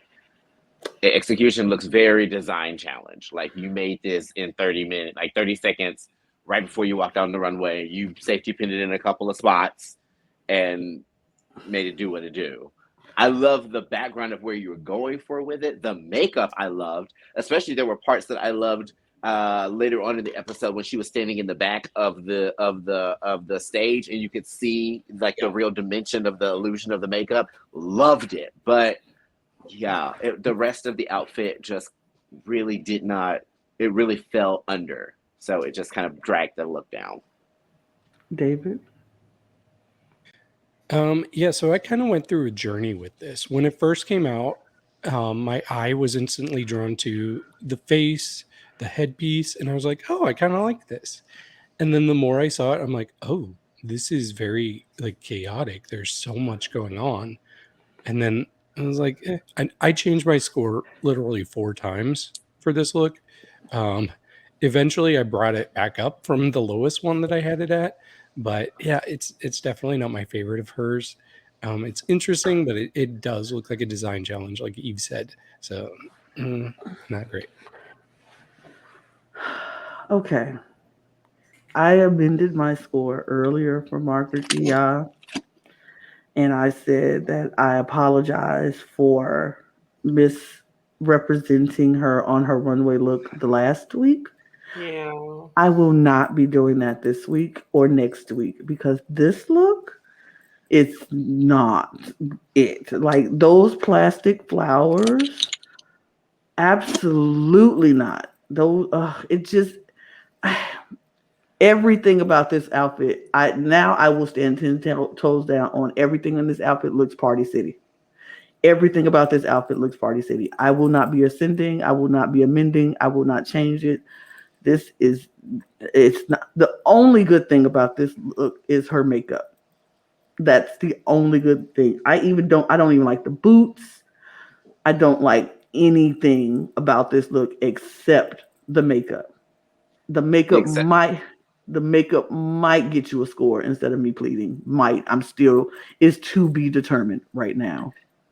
For me, it's like when it comes to the outfit, the only part of it that I felt like I feel like that I kind of want to take everything off of the outfit except for the blue fabric on the bottom and like use that to make some kind of an outfit with, because I felt like that was the only thing, like when it was flowing behind her and she was moving it around, that actually I felt like if she would have built more of an outfit with just that fabric, it would have been a lot better. But with her trying to make what looks like kind of the bow with the flowers, it didn't really come off well. The gold under pieces that she has, like for the boot covers and for looks like the bra, it does very much looks like those child like plastic like boot covers, you know what I mean, or like a little, you know what I mean, almost like if a child gladiator set that comes with like shoulder pads and knee pads and stuff like that, and they're just spray painted gold is what it looked like. So it just came off very, very, very costumey. And so I was just like, it like I said, it was one where I know the idea of what she was going to go for, but it just was not executed the best way it could have been. Concept 10. I really liked learning a little bit more about the deity that she was trying to emulate. I thought that was a really smart concept to try to do for this runway. Execution, no. Just no. Scores? I will go first. For the message and for the sake of the person that she was trying to portray, alongside of looking at what her outfit is, I'm not going to give it a horribly, horribly low score, because at the same time, I still want to be respectful. And so I will give this a 40. I gave it a generous 55. For the makeup itself, because that is the only thing I care about in this look, I will give it a 35. I'm going to match that 35, and it has to do with the makeup and the movement of the garment itself. The best it looked the whole time was during the lip sync. You could see her in the background from the neck up, and she was kind of blurry. I'm like, oh, you look great now. Yeah. It's the makeup. Fuck David Healy. But the makeup is so good. It's really good. The And like makeup you was said, really When, good. when you're far away from the camera and blurry. I mean, Do you want to know? I mean, it's the dimensions that, like you said, when she was far away, you could see the dimension in the makeup, and so it was like, oh, it was cute. But yeah, that was a little shady, David. By the way, What I got I from love the makeup from far away is, I don't know if I have any Avatar: The Last Airbender fans out of you Of course all. you do. But her face looked like the mask of the Blue Knight, oh man, where it had those those dark spaces around the mouth and just the eyes and everything. That was very much like what I You got two from need to it. get And I your was like, shit I love together. this. I literally don't even know why they're laughing. Anyway, Eve, this is our duo podcast today. I'm so excited to be here with you. No. Okay, both y'all out. Rude. I love it. Yeah, I was. And I'll do That's it again. absolutely, real quick. absolutely, you will never take me out of another picture on another podcast on this lifetime ever again. You will not. We won't. No. That was a joke. And so is my response. But you ain't doing it again. Gala Varo.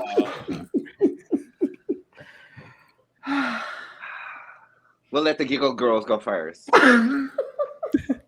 Okay. I love this. And I love her presentation. Sorry, I'm not laughing at this. I'm laughing with my wife. We're just in sync. The way that she came out, like covering her face, and then it's like, surprise, Frida Kahlo. Surprise, I have a face. Right. But no, these colors look so good together. Everything, like, this is definitely my favorite from her so far. And she's had a few good ones too. So that's saying a lot. I like this one. I actually did like this one from Gala. I was like, okay, it's cute. It's giving. It's the theme. It definitely hits the theme. The shoulder reveal was cute. I was like, oh, okay, I like it. Not mad at it. Yeah, it's really not much to say besides I did kind of like it. She did the theme. So yeah. Oh, I did want to mention I really like the shape of the bottom part of the dress and how like it held firm even when she was walking, but not in like a awkward way. It was still like flowing, but just very firmly. I don't know. I mean, I think that's good. if that was one thing that I didn't like. I didn't like the bottom of the dress. I like the shape in the hip. I just didn't care for the bottom of it. But that's just me. That's a little nitpick thing here for me. I was literally going to talk about the boning of the bottom of the skirt. So she looks good. I love the outfit. I will say that. Oh, no, Eve, baby, this has nothing to do with you. that was Logan. I was like, can I talk at all? Oh my god! Yes, please, Yes, you can. Go ahead. Okay. Well, Lana.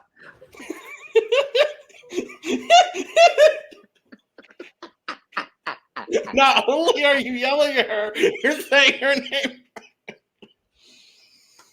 I know. Oh, that worked. Perfect. Okay. So, while she's composing herself, I need to get her off the screen for a minute. I like the look a lot. Honestly, I'd probably say it's one of my top 3 out of all of the runways this episode. I would say that I would consider the little part where she opened up the little thing a little bit of a cheap pop, as Lana was saying earlier. Because I was at first I was like, oh, okay, she's gonna have that closed, and then when it just opened, I was like, did you just have like a piece of double stick tape right there or something? Like it was just very hi. And I was I'm holding the camera dress, and here's the camera dress. Right. It was like she took like a little bit of spit and put them 2 pieces together, and then right before she got to pop it over real quick, It's a little bit of spirit gum, maybe.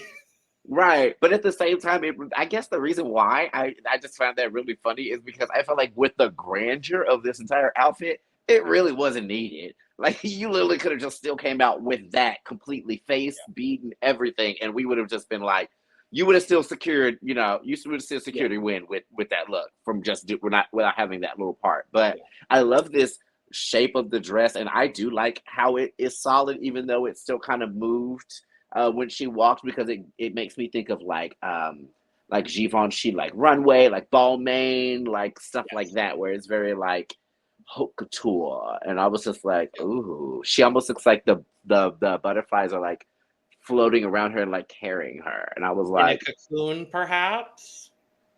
Possibly she could be emerging from her chrysalis. The girls love butterflies on Drag Race. Everybody want to be a butterfly, child. Several people on this episode. Anyway, scores, David. Sorry, I was finding the unmute button. I gave this an 88. I would give this a 96. Solid. I'm going to give it a 95. And I will give it a 90. I almost said Serena Morena. That's not Serena Morena. That's Regina Voce. Baby, can I go ahead and say this and get this out of the runway, out of the field, and out of everything? I don't know if you're watching this now. I'm speaking directly to France. There's a queen that lives there by the name of Rose. We were waiting for you to do something like this the entire one episode that you were on that show. And we didn't get that. That's what I wanted. If your name is Rose, I want you to come out looking like full roses are growing from your orifices. Like, the roses were jumbo. Like, the one she had for her train, was insane to me. Like, I like I said, wasn't like super crazy with the end part of her performance, because with the parts with having Valentina and Miss Banana. Lolita in it. But this outfit, I was like, girl, this could honestly tip you back in a good winning favor. Like, I really was like, this could put you in the top with this look. Yeah, I found this to be the epitome of glamour. It's kind of a shame, spoiler, that she didn't get to get critiques from the judges, because I would have loved to hear what they had to say about this. I know. Yeah, it was breathtaking. She's really, I think, becoming one of the most consistent when it comes to Runway. Like, she just always nails it. So good job to her. Beautiful. I gagged at the shoulder piece. I was like, you said make flowers is the thing. She gave us a whole full flower. And then she gave us miniature flowers all down the dress. And then she gave us another flower on the train. It was just like, she hit the theme, like nailed it. And then the rose thing in her hair, like, it's not too big where it competes with the shoulder thing, but it was big enough where you could still see it and know exactly what it is. I love this. I thought she was amazing. She did what needed to be done. I'm going to definitively say right now, so far, this is my favorite thing I've seen on the runway of Mexico. And we've seen a lot of good things on this runway. But I'm going to definitively say this is the best thing I've seen on the runway of Mexico so far.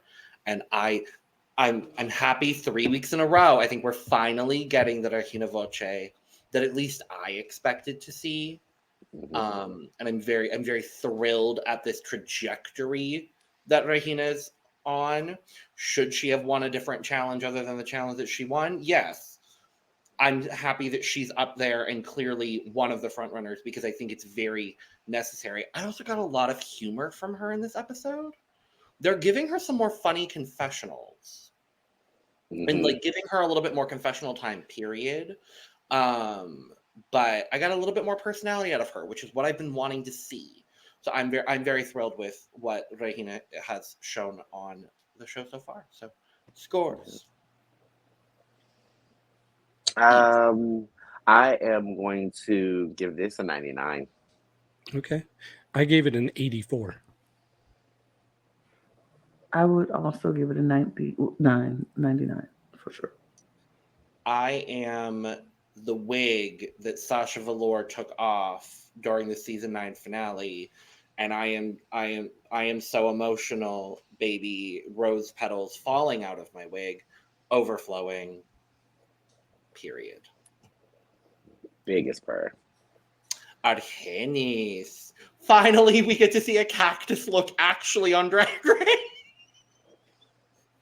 And you want to know something that was funny is when I first saw her, I was like, "Oh, another rose." And then I was like, because I instantly saw thorns, and that was the first thing that I thought was rose. And I was like, but I don't see any plants anywhere. And I was like, wait, is she a cactus? And then when they said she was a cactus, I was like, I went to dragon fruit because that's what her hair is giving. I would have went to dragon fruit if there was some white in there. If it was like Well, her red, face. white, and something. Which... Oh, Sorry, Argennis. That's all we have to say. I guess. We We're love done. you, girl. No. Slay cactus, slay. No. No, I did think she looked good. Like Lolita said, we probably have seen better cactuses. Apparently not on the show, although Denali, I think, had one. The only one I remember is Denali's, and Denali didn't wear it on the show. Yeah, Oh, she okay. didn't. Oh, she didn't? I think there's Okay. one other one, but I No. can't remember who it was. She wore it. She wore it for when they did. The reunion. Yeah, That's when the they did show. the reunion. That's the show. She That did is it on the show. Sure. Well, I guess it but means not on the runway. that's fair. Yeah, I still thought she looked really good. Like, no complaints here. Yeah, sure, she got kind of overshadowed by maybe 3 or 4 other girls, but she should be proud of this look. It looks good. I like the look. I thought it was cute. I was like, oh, it's a cactus. I'm like, that's yeah. It's a flower that they don't like. People don't like to say it's a flower, but it's a flower, and There is. she looked good. I like her makeup. I like the hair. I'm glad she didn't go green for cactus in the hair. I'm so glad she gave that pop of color because that made it drag to me because she could have just been green and just been a plant. But you make it different and give me a pop of color and give me something else that makes it drag. So I appreciate her giving me a good mix between the two worlds. And it was I think it was perfectly fine. I actually kind of liked it. When it walked out, I was like, oh, I like that. So, yeah. I enjoyed this a lot. I think as the person here with the most experience with cacti, no, I'm not gonna be that person. I do wish I understand the way that the hair is styled, and I think it's fine. For me, I just would have loved had it resembled cactus blossoms a little bit more because this is kind of like mid-bloom, and I would have loved either just like a full-on cactus bloom headpiece a la Rose on season 13 with the rose, or I would have loved like a smaller like cactus blossom buds as like a situation. But overall, I'm not mad at this whatsoever. I like a cactus, so. I do have a fun fact about cactus. The first time I went to Arizona, it was 2018. I got a little refrigerator magnet that had an actual little cactus in it, and I put it on my refrigerator. The poor little guy ended up disappearing, but I named the cactus Cactrice after Latrice. It was cute. I miss her. Scores. Rest in peace, Cactrice. I'm gonna give. Work, Diva. I'm gonna give Argennis. Not rest in peace, Cactrice. Rip girl. I'm gonna give this look a 95. Why was that a better rap than some of these queens tonight? I went with a 74. A sensible 74.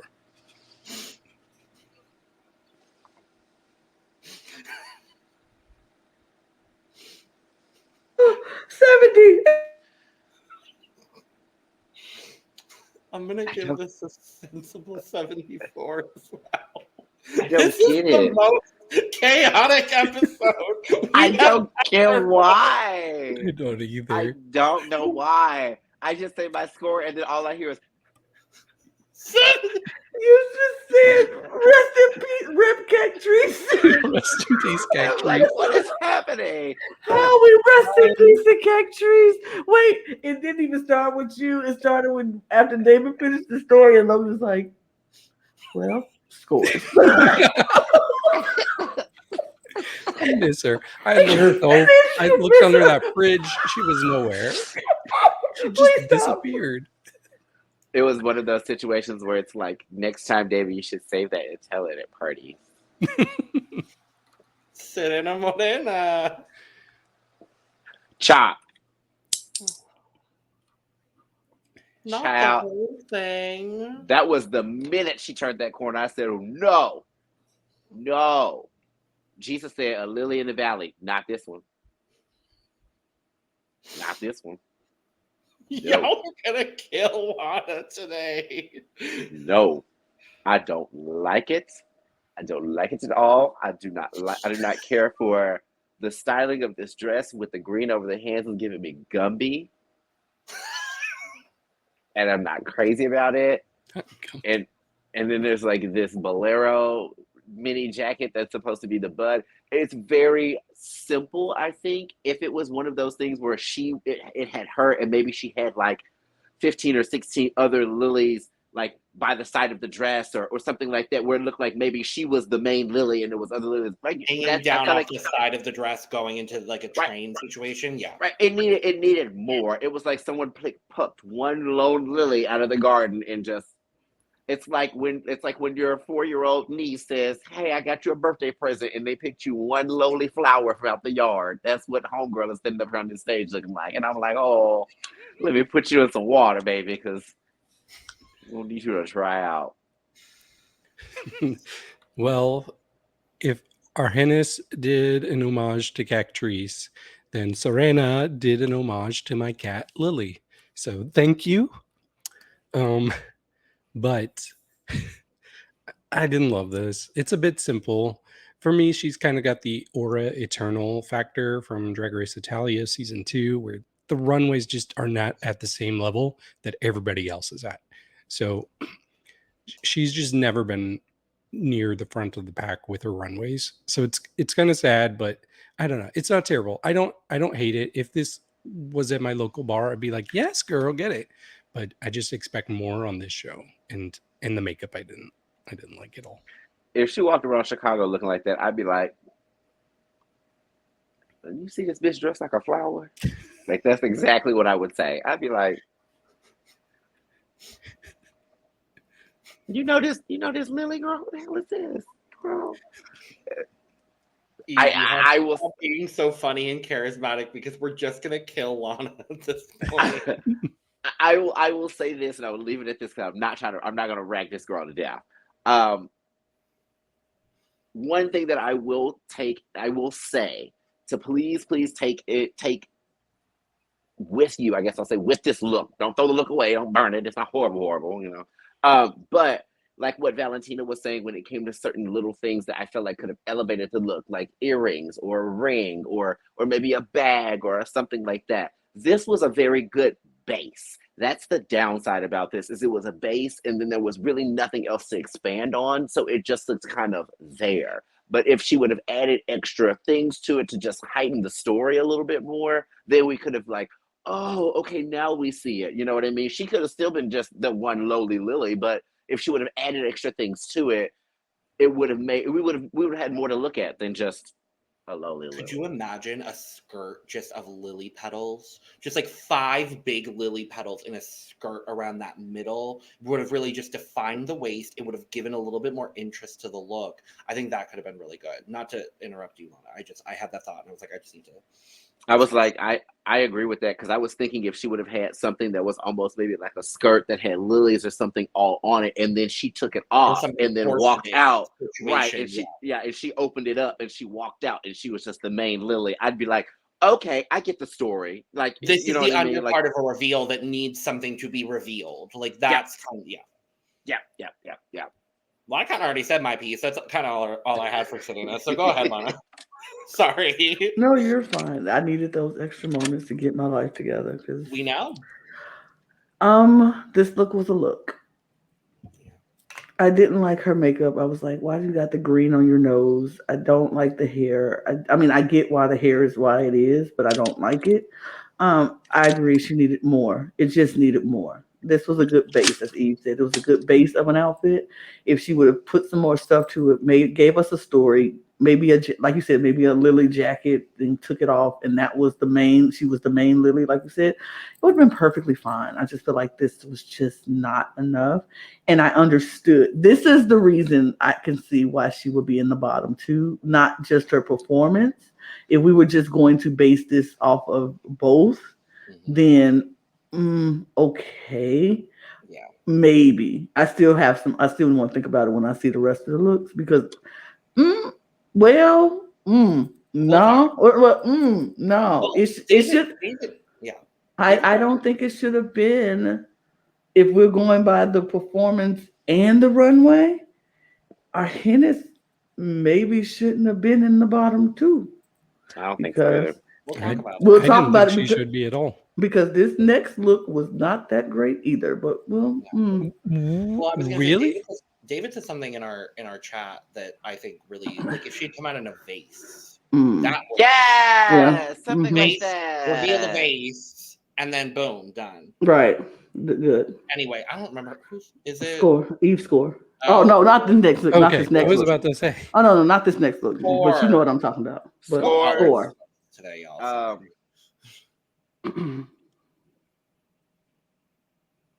One. Oh. For one lowly Lily. Oh no. Oh. It's honestly, it just doesn't really have any redeeming factors for me as of right now. Like even if the green piece and the white piece were separate, I wouldn't want to wear either of them. I'm sorry. I gave it a 60.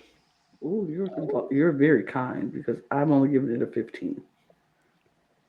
I'm gonna give it a 21 because I like to look at Serena Morena and she was one lonely Lily on this evening. Okay. Matraka traka ka ka ka ka ka ka ka ka. I like this look. Don't go. Are you kidding me? We don't put those chopsticks down, girl. We don't put. She's in a yarn dress. No. Yes. I'm kind of on the leaning a little more towards the Eve side, I think. I mean, it's a handmade crochet dress, like. But for this category, what do you mean? She looks like she's going to Bonnaroo. She's exactly. But the flower that she represents. Yes, this is I very absolutely festival. This is very Can festival. we get matching yarn dresses and wear them to Bonnaroo? Yeah. Period. Peyote is not a flower.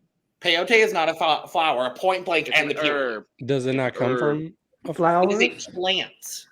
But isn't flowers and plants the same thing? No. Peyote is a plant that does not flower. Those are other kind of flowers in her hair. Because like pine cones are plants, but they aren't flowers. Oh, whatever y'all say so. With that being said, I will say I really enjoy this look as a look. Not taking the category aside for a hot second. Yeah, I think that's not bad. I think this is gorge. I love that it's hand woven. I think she looks incredible.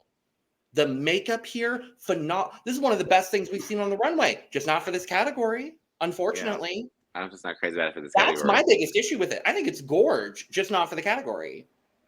Like when she came out and they showed her from the neck up, I was like, ooh, okay. And then they showed the rest of the outfit. I said, wait, what is this? Yeah. I was like, no, I don't know. I was like, now, is this like tribal? Is this something that I'm not getting? Is this indigenous? Is that not something that I'm getting out of it? Because if it's not, then it's a yarn dress. She said that she wanted to pay homage to indigenous practices. Okay. In her little confessional moment. Is that like weaving and things like that? Yes, possibly? Which I understand and I definitely appreciate. And she talked about like shamans and, traditional medicinal practices, which I think is lovely. Unfortunately, other than, and I might be completely off in this and just thinking, like, I don't believe peyote is a flower. I don't know if there are any, correct me if I'm wrong in the comments, please. But at least from my understanding, as someone who's seen people take peyote, it's not a flower. It's not a flower. Who cares? I do Like because that's the category that. Then why have a Who category? cares? Then why have a category, David? Is it my turn? Yeah, we got to hear the opposing opinion. I'll make sure to say who cares when Jimbo loses All Stars. Go, David. Thank you. Okay, I love this. I was just talking about how I kind of like yarn looks. I think they can be really cool. And she came out in this, and I was like, dang, this was not easy to make. Anybody can take some fabric and cut it. Sure. This took time. This took dedication. This took skill. I don't know if she did it or somebody else. But it was. She said someone else did it. Okay, it was beautiful to me. In her face, she just gave us an intensity that we've never seen from her. I love those white contacts. Everything about this was so great to me. You could tell that she was really paying homage to her indigenous culture. Man, this easily one of my favorite runway looks of the season. And who cares if it's not a flower? Not me. I do not care. It's close enough. I literally it's said flower I thought adjacent. It's one of the best things we've seen on the runway this season. So okay, well, I'm giving my opinion 2. Okay, that's fine. Okay, well, I'm gonna give my opinion 3. Lana's gonna give her opinion 4. And yes, I looked up about peyote, and they said peyotes do flower from March to May, and sometimes late September. David completely just knew this about peyote. Was just waiting. Oh, mic drop. I'm the expert on peyote. Yeah, I mean, I did not know. So that tracks. I'm about to say I didn't know, and that's why I looked it up, because Google is free, and you can always just look it up, and that's what I did because I did not know. You're welcome. But they do flower from a very short period of time. They do flower. Okay. So this is on track with fitting the theme. She does. It is a flower. I thought this was a good look. I thought it was a really, really good look. I think Matraka looked so good. I appreciate the craftsmanship of this dress. I appreciate the headpiece is beautiful. The makeup is beautiful. I just simply like this look, and I hear you, David. At first I was like, if it's not a flower, I don't really care. But I agree with you also, Logan and Eve. The theme, if it's not a flower, I would have had to deduct my points because it doesn't fit the theme. But the fact that it does flower and it is a flower, then I go back to saying this is the most amazing look on the runway to me. Period. And I will amend my statement and say I think this is one of the best things that we've seen on the runway. Now that I know it fits the category, my score is going to be higher. And I will amend my statement as well. And I will basically say one of the reasons why I'm amending it, not just because of the fact that it's a flowering plant, but because of the fact that regardless of the fact if it was a flowering plant or not, I understand, I feel like the concept of where they were going with this, because, I mean, to be completely honest with you, the yarn dress is very much giving me like festival, like party and stuff like that. But I mean, what do you do at festivals? You take drugs. You know what I mean? So it's very much right. You do very legal activities for whatever state or jurisdiction you're in. Wink, wink. But so yeah. It's one of those where this goes together when it comes to the concept of what she was wanting to do with it. And then also knowing that she was trying to show practices indigenous to her people throughout the look as well, too, is also a plus. So, okay, I take it back for it being just a yarn dress. And one little thing, and yes, it's a yarn dress, and it probably does look good at a festival, but this is a yarn dress that's done fashionably well. This is not what this particular dress you won't see at the festival. You will see the cutoff shirt. You will see somebody wearing a shirt of that top, but they won't be wearing this full dress. This is a fashion moment of the festival look. So. I get that. Totally get that. Scores. Yes. I give it an 85. I gave it a 90. Wow. My cup is overflowing. Mine is full. Period. Beautiful. Absolutely not. Not my turn. Not my turn. No.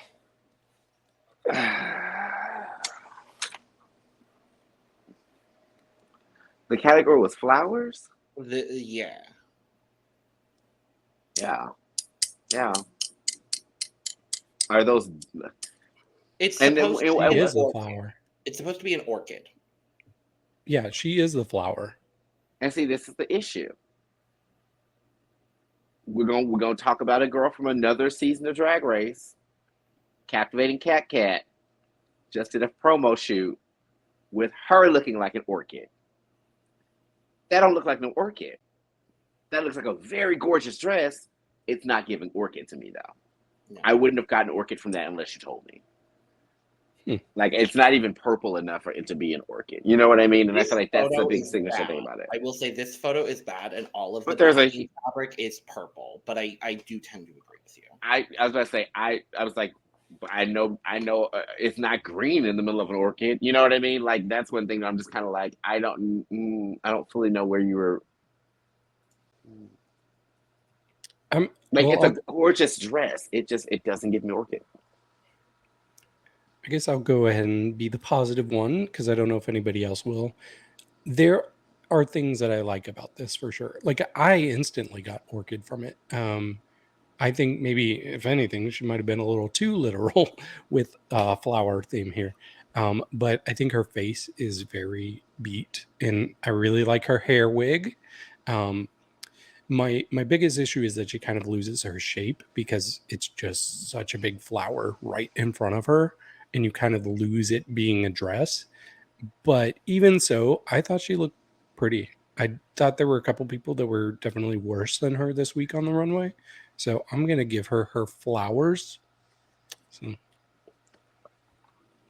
Was that a joke, David? Did you just make yes. just make a funny? I did. It wasn't fine. I chuckled, David. Thank you. You're welcome. You're an easy audience tonight, though. Tonight I'm in rare form, baby. I laugh at everything.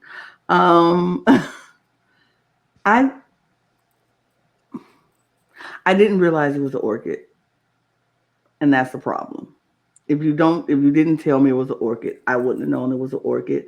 I saw it was some kind of flower. It was some petals, but what was it? It's an orchid laying flat. Is it a flat orchid? And that's another problem. Why are you giving me flat orchids? Why are you giving me flat petals? I wanted to feel like the flower is in bloom, and it just feels like it's just like this instead of up and out.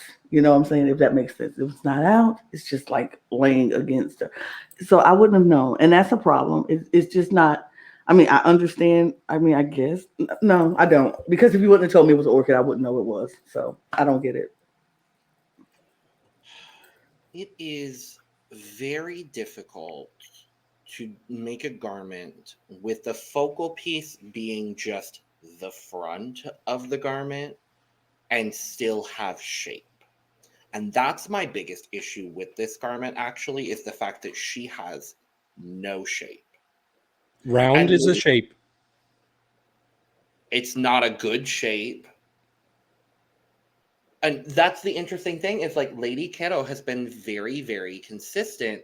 Her and Regina Voce, I think, have been the most consistent on the runway up until this moment. And this surprises me.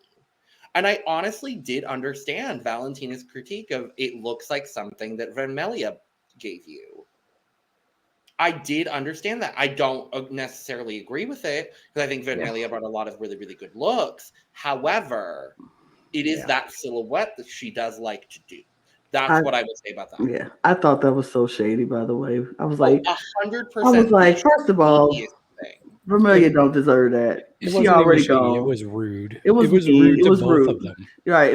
It was just rude because like Vermelia is gone. You ain't got to do her like that, kicking her while she already dead. Like that was unnecessary. Why you even put her name in your mouth at this point in time? Anyway, whatever. But maybe that's just me again. Maybe that's just not my humor. I just thought it was rude. Yeah. I just found it shady. I do understand where y'all are coming from with that. I just found it a little like shady for the point of being shady. Probably a little too shady.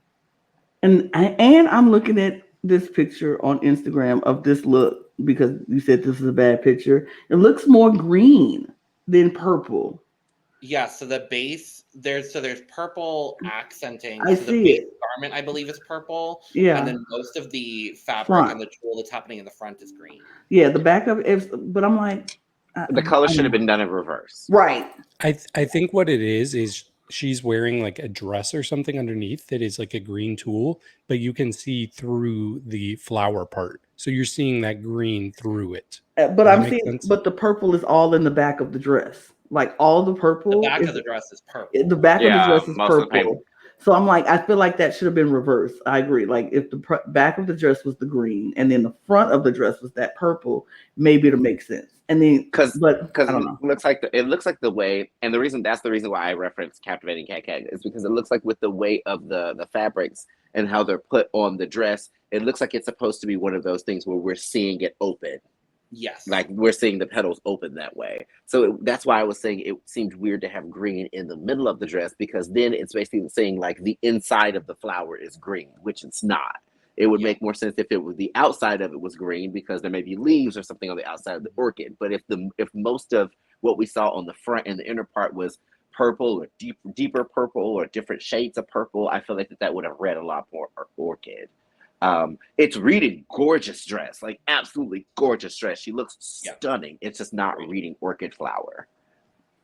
And I don't even necessarily think it's a successful garment, if I'm being honest. I lose all sense of shape in this, and she kind of just looks like a floating being of tulle. And it's not my favorite thing from Lady Kero, unfortunately, but scores. See. I was not horribly against the outfit or anything. My main hiccup, like I said, was just I didn't fully feel that it was easy to read what it was giving without a bit of an explanation, and it kind of took away from it. So What'd you say? You froze right when you were giving your score. Oh, did I? Yeah. I said I give it an 80. Great. Okay. I didn't expect all that. Well, I Okay. said I didn't hate it. I I just know. didn't fit the theme. Okay. Well, I gave it a 65. I'll give it a 55. I'm gonna give it a 40 at best. But Wait. Is there one more? Yeah. I forgot one. Oh no, Cristian. It's not a look worth talking about, really. I think I'll just go ahead and get mine out of the way. I think the inspiration of the Dahlia is actually a really, really smart way to go, and I'm surprised more people didn't. For me, I think the skirt is fine.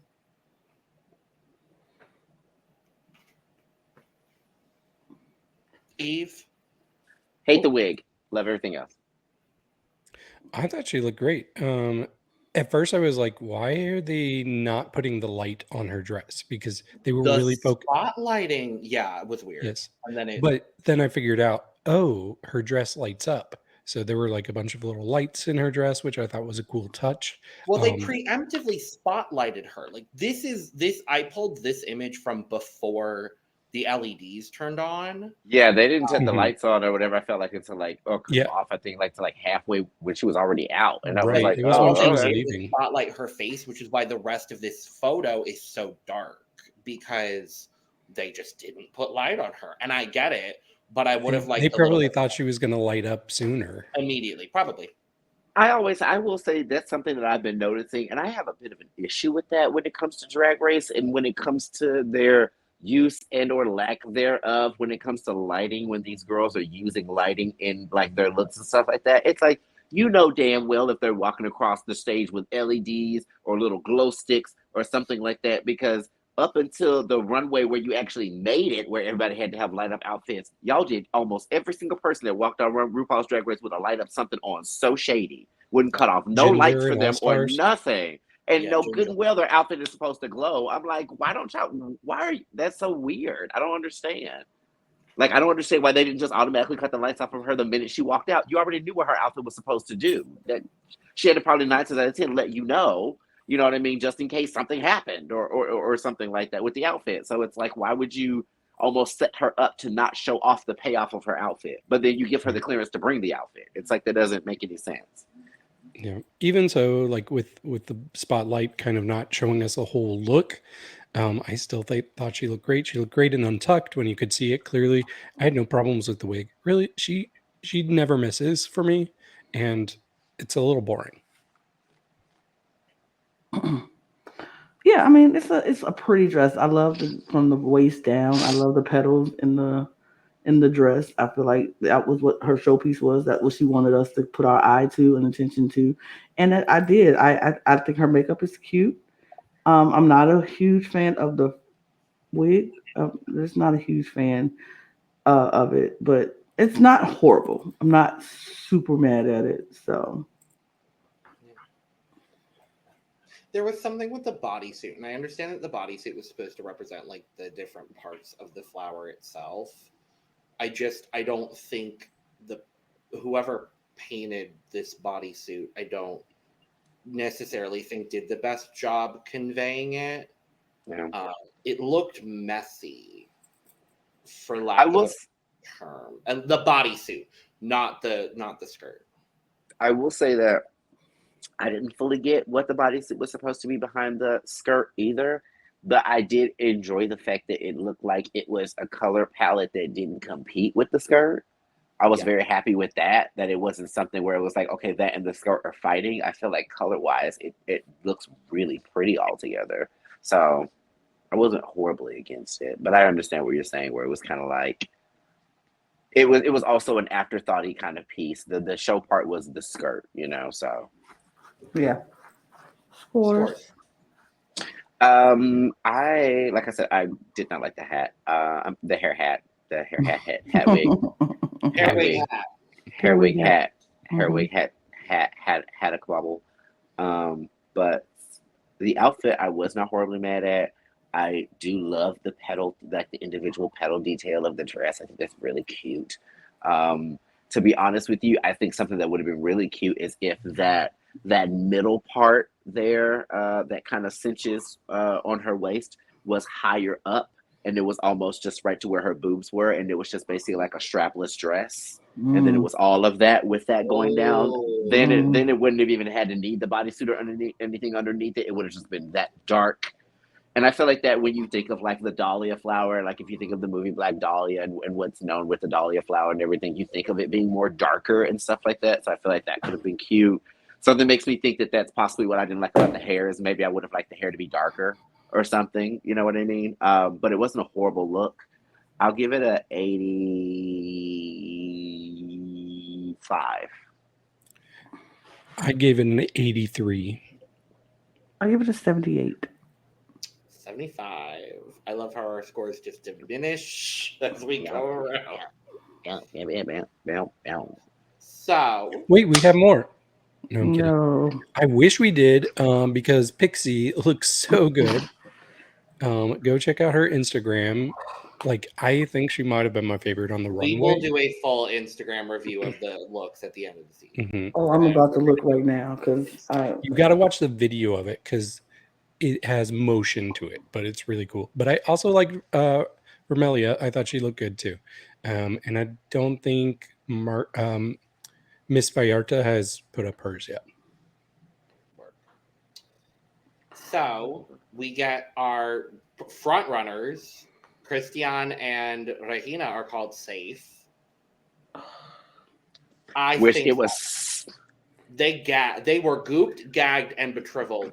Because when Cristian is walking off stage in confessional being like, I guess this is my moment where I just need to step it up a little bit. I'm like, you have won 2 challenges out of 5 competitive episodes, and you are the only person to be in the top. Yeah.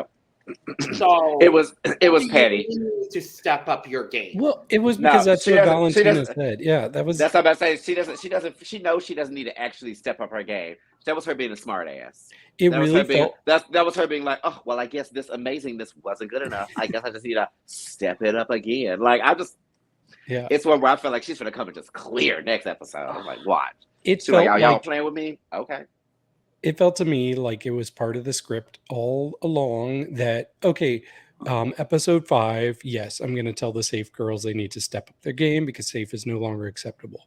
And then here it's the two front runners that are Which just safe. so happens to be It's like, the two people with 3 of the 5 wins. I guess I'll say it anyways, even though it doesn't make sense. So I thought it was pretty ridiculous. Regina's face the entire time Valentina's talking. But she's like, safe is not a Every good place time to be. She's sitting there like, if I don't get off the stage, I'm gonna kill you. I'm gonna kill you right now. Like literally, she had me. Like it was very Barbie smile. It was like I have to keep my face like this because if I don't, and they see a glimpse of how I actually feel, they will run for the hills. I will say I felt like they were rightfully safe. For me, yes, I agree. They were my middle two. So I agree completely. But they were both pissed, and you could tell. Woo, they were pissed, bitch. Well, and this is the first time Cristian's been safe. So she was like, what do I do in Untucked? Like, I don't know what to do. But yes, we get our top 3 of Magos in the top. Yes. again, That performance saved her. That performance is the entire reason she was in the top. Very much so. Magos, Matraka, and Gala Varo. And they give the win to both. Gala first. And then they reconvene, and Valentina literally just says, fuck it, and also gives Matraka the win. Question. Do you think that there's any validity in the fact that what Gala said when she said that they just gave Matraka the win because it was her birthday? No, because I think Gala shouldn't have gotten the win based on everything considered, and I think it only should have been one winner, and I do think it should have been Matraka. I think Gala got the pity vote for me, the pity win. If we gonna get anybody a pity win, it was Gala because Matraka slayed both runway and performance. Not that Gala did bad in the performance, but Matraka outshined her. I thought Gala did not great in the performance in certain. I think Gala did okay. but if we put in Matraka's performance next to Gala's performance, hands down. The confidence was there, but they were so different. Even if you're gonna put Margaret next to Gala, Margaret clears. I think Margaret clears Gala as well. True. Differences brought her down. Yes. Yeah. Sure. Differences though. Matraka and Gala were both doing performances where they were very stunty in their performances. Yes.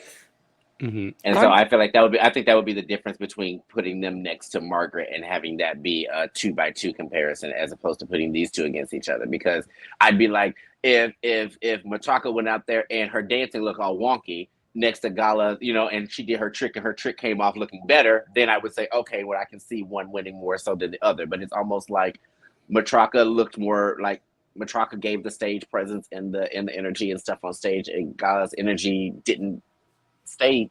It wasn't consistent. It wasn't consistent the whole time. Right. She ended strong, but she didn't start strong. If I'm being really honest, I preferred Matraka, Regina, and Margaret's performances to what Gala did overall. I think Gala had the stunts. I think that's fine. I thought her verse was fine. She was low energy in every one of the group sections for me. But that's just me. Am I happy that Gala has a win? Yes, because I like Gala. I think that's fine. I'm happy she has a win. However, I think it should have just been Matraka. Yeah. It was one of those things where it was like, for Gala, if her main thing that she was going to pull off during her number was, I'm going to do these in the air, flip somersault kind of situation, whatever. It's like, you have to stick those. You have to. Because that's supposed to be the big pulling thing for your performance. You know what I mean? So if those parts end up being shaky, then they automatically docks you. And the thing is it's almost like Gala took a big swing and she missed a little bit. But Matraka took a swing and knocked it out of the park. And so I feel like that was the difference. David, did you have anything else to add about that? Yeah. Sorry, I got tingled up. I thought that she deserved a win. She's done consistently well all season. I thought she was very impressive in the challenge. I guess I saw something that nobody else saw, but I don't think you And paid attention to the beginning, and that's the only part of her performance that was shaky. Was that very beginning? yeah, but if it wasn't noticeable to me, It was then noticeable, it but shouldn't matter. I mean, to you, it was noticeable to people who are like, that's what they do. Any dancer, as she claims she is, would have looked at that and like, ooh, you're a little shaky at the beginning, girl. Anybody who is looking for that performance, you might not be looking for that in the I performance. did the second time. Because I rewatched it after I heard that criticism of her, and I still didn't notice. It was like if there was something on her face, it was small enough that it completely went over my head. For me, it Um, wasn't in the face. It was in the fact that she was marking her performance, it looked like. But It was a rough landing for me. She just didn't spot it. It was like, oh, okay. But again, I she was like by Gala, far one and of my it's not favorite consistent. runways too. So I think the two best Runway runways was of the good. night, Yeah. one, and arguably the best performance. Although I really like Margaret. So I was just happy that Margaret wasn't in the bottom three, because when they started talking about her outfit, I was like, oh no, is she That was low? I was scared about that too. I was like, no, because her performance was actually really good. Really I good. was I like, thought I there was hope a so. universe where they were going to try to put Argennis in the top, and I'm like, absolutely not. Don't you dare. And they didn't even show them critiquing Matraka's performance in the challenge. It was At all all. about what she was wearing in the challenge and what she was wearing on this runway. I'm like, what? I think they said maybe one whole sentence about a dance move that Matraka did, and that was about it. They said most of it, was about her outfit, and her outfit was very, very Mexico and very, you know what I mean, and very Which is all ceremonial true. and and all of that. Yeah, I mean, which is all true. Her outfit and the performance was amazing. Her outfit on the runway was amazing. But you have to think about her performance was amazing too, and they just bypassed it to focus on what she looked like. And I feel like that was why, maybe I mean, from what we saw, like we don't know what the edit was or whatever. But I feel like that's why Gala said what Gala said. Like they just gave her, like they might not even mention her performance, and so maybe they didn't even know how they felt about Matraka's performance, because they like were two different girls. they weren't. I mean, no, I'm talking about like when they were critiquing them on the stage.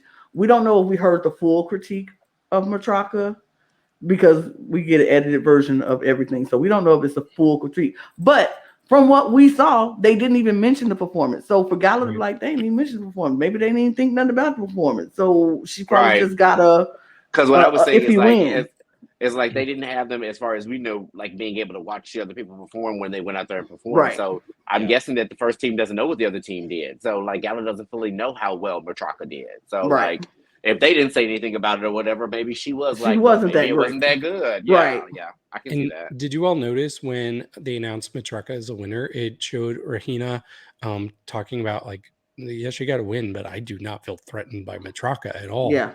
She's like, maybe I'm threatened by Gala, but not Matraka. I'm like, I remember that. I remember that. I was like, too. But I'm also like, at the same time, outlast you now.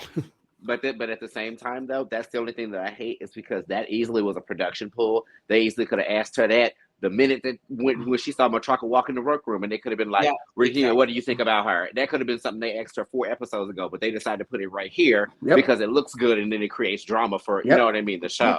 So I hate when they do stuff like that.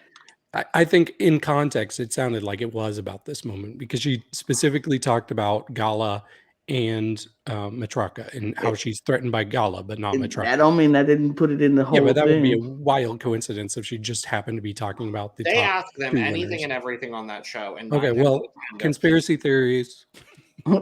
Possibly. Anyway. Blame it on the edits. Period. Serena, Argennis, and Lady Kero in the bottom. I agreed with it. I agreed with the bottom 3. The bottom 2 was Argennis and Serena. I agree with that. I will also say this as well. For as much mess as I gave Miss Argennis today, can I tell you one thing, baby? When it comes to lip syncing, it's her. Mm-hmm. She's that girl. She's that girl. Mm-hmm. She's that girl. Which, speaking of conspiracy theories, I think that's why she was in the bottom. Because for me, she should have been safe. I think she was sent there to send Serena her home. Yeah. I like they do that sometimes. No, absolutely.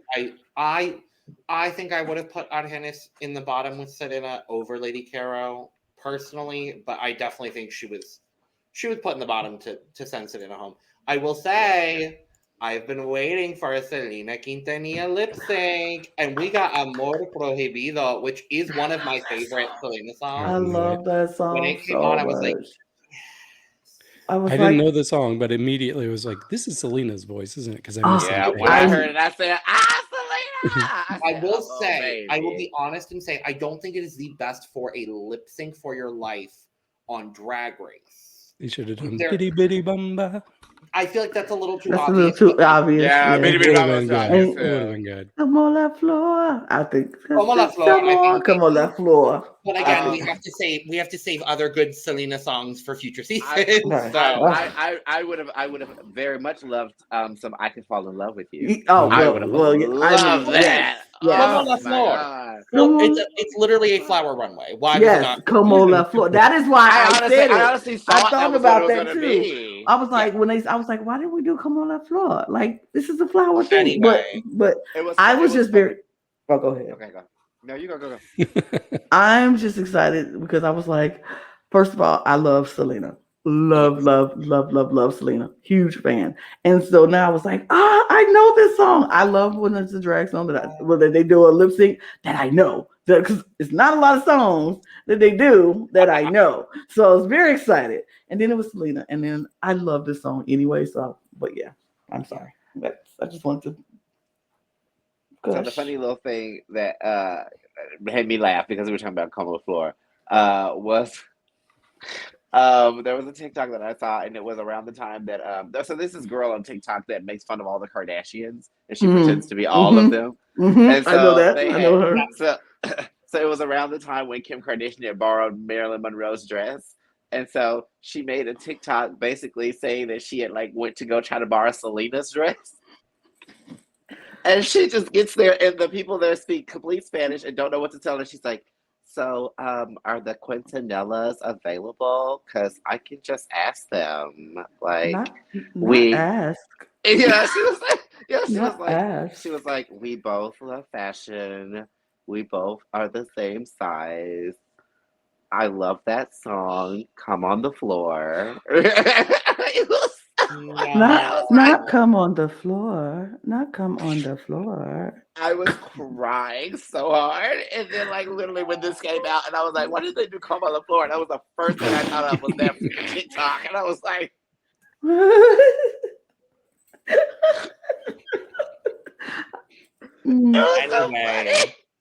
Anyway, I thought this was actually maybe my favorite lip sync of the season. I mean, yeah, because none of them have been so great. So this was the most so good. good. This was the most good. Argennis' performance last week was also very good. I thought Pixie's was fine, but I feel like this is the first time where it's truly been two girls that are pretty good lip syncers up against each other. I thought Serena Morena held her own. I thought she did the best. Hashtag the best I can do right now here in this situation. But I mean, Argennis cleared. I'm sad. I'm sad about it, but Argennis cleared. She did what needed to be done. And can I also say, well, we'll say when we say who the person is who went home. Anyway, Serena went home. Well, Serena Morena. Can I say the part that annoyed me was the editors sitting over there and putting in that obnoxiously stupid long gap between when she told Argennis that she was safe. There was Argennis. And then it panned to 15 different damn right. Play we just say it already. Tracks. And we're all like, what are you finna say? And she's like, you're saying, we're like, we know this. Duh. Oh. Who else is gonna be saved? You think you were saying it for the first time ever in RuPaul's Drag Race history in the 5 million years this show has been on, that the girl who's gonna get eliminated gets called out first. Right. It happened once. Oh yeah, it did happen once. Elisa Summers is the only person to be called first and eliminated. Yeah. We need somebody to make an edit of them saying Argennis and then just like a ton of different reactions from different Drag Race franchises. For like 10 minutes. For like 10 minutes, and everyone like. Yep, Hold 10 the minutes later. oh no, hold the it's Roxy. I think it's Roxy and Detox from season 5 when Honey and Vivian both get home and they're both just like, yep, up for that. It needs to be that. It needs to be coming Heidi up on the stage when Candy's walking back to go home. It needs to be Heidi crying when Miss Kasha Davis got eliminated. It needs to be all of that. Like every single one of these. Every single iconic moment. But I'll have to include icon, legend, and diva Davon Rogers going pretends to be shocked. Right. Nice. Oh, Jesus. So, yeah. So we lose my dear sweet Serena Morena. I'm no longer a defense attorney. I am open for hire. I am upset. I am not surprised in the slightest. Genuinely, I'm surprised and excited that she got eighth. Truthfully, honestly, and genuinely. But she is one of my favorite people to come from Drag Race in a really long time. I think that showed with everyone's reactions to her getting eliminated. Because they cut to like 3 different people being like, it was a lot of folks crying. Need to go home. Like, I really don't want her to go home, but it was unfortunately her time, and I think she's somebody who could do really well on a second chance. I think there's things that she needed to learn, and she just didn't have a chance to learn them before she got there. But now she knows what to wear on the runway. She hopefully learns how to do a little bit better makeup, but she's got a lot of the right ingredients. She's very funny. We all knew that when we saw the Meet the Queen. So I think it was the right time for her to leave. Personally, yes. But I still love her and I see a lot of potential in her. Yes. We love you, Serena. We truly adore you, Serena Morena. Try to get more gigs in the U.S. and come to Arizona. Okay, thank you. Yeah, come to Chicago. I would be there. Sis. I would be there in a heartbeat. Truly in a heartbeat, I would be there. Just don't wear that lily dress. Don't wear the lily dress. Wear your Maria Felix outfit. Wear that. That's fine. That one. We'll do this just very, very quickly. I am down to one person. I have a Magos and a dream. It's literally, you got a good person. I don't know who everybody has drafted because I'm not in this draft. Yeah. So who do you have? Just wait. So my team, my beautiful team, Magos. Is it a team with one person? No. I had 4. We all have 4. No, you only have 1. So I have Magos, and I had Vermelia, Serena, and Miss Vallarta. Wait, who's the other person you have? Margaret. Oh, okay. Margaret is the only person I currently have. Gotcha. I am happy to tell you all, I am sitting not in the negatives for the first time this season. I have 0 points. No. Yes. Come on, absolute numbers. We love that. In second place with 32 points is David. Oh, David's not in the lead for something? Mm-hmm. No, because Lana is in the lead with 35. Oh, that's close. That's closer. That's a conspiracy. I already know that. And we both drafted Pixie first. Right. So we have our that's other conspiracy. 3. Yeah, they played that. That's why they're married. So Lana's that's team Mr. and Mrs. Smith over there. Watch out for him. Literally. Lana's team minus, but I'll just say minus Pixie. Lana's current team is Regina Voce, Cristian Peralta, and Lady Kero. Oh, I'm winning. Folks, girl. I'm winning. I don't know, because David has Matraka, Gala Varo, and Argennis. I mean, this is the top 4 that I feel like this is who they want.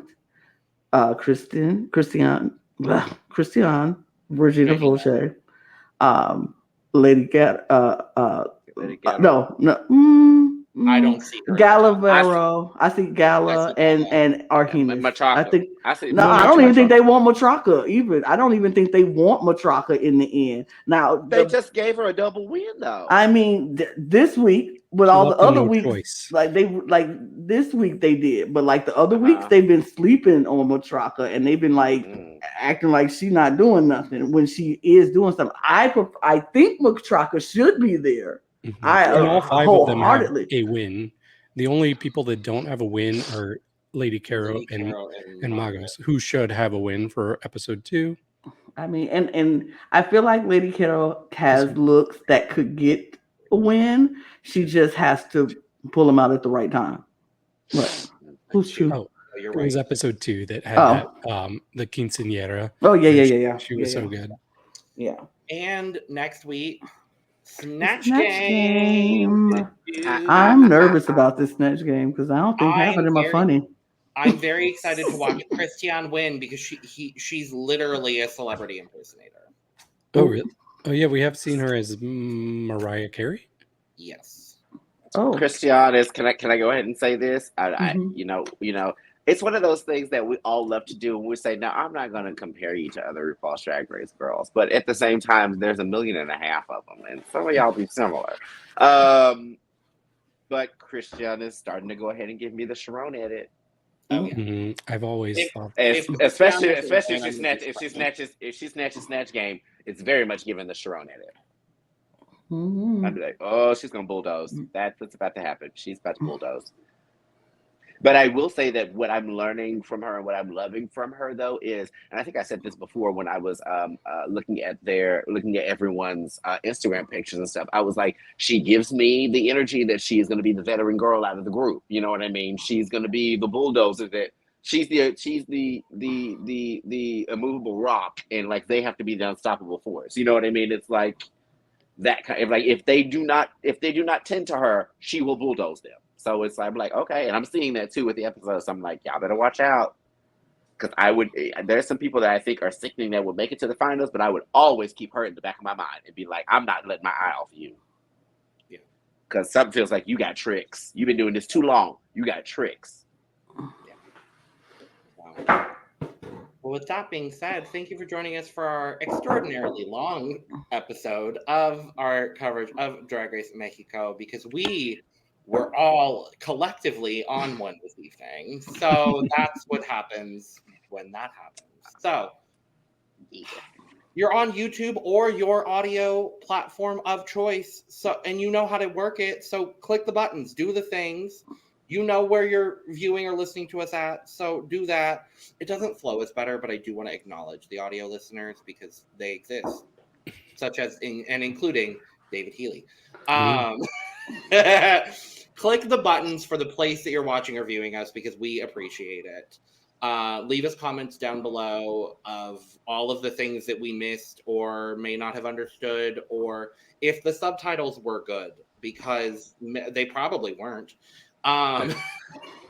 Make sure to follow us on Twitter, Instagram, and TikTok at The Cup Pod for all of the most up-to-date Cup news, and because we're funny bitches and we post all of our funny shit. Not all of it, some of it. Follow all of us individually on social media at the links in the description below. If you're in or around Chicago, go see Eve. It's something she's doing because she's going to look great. Get your merch. Link in the description below as well. And cheers.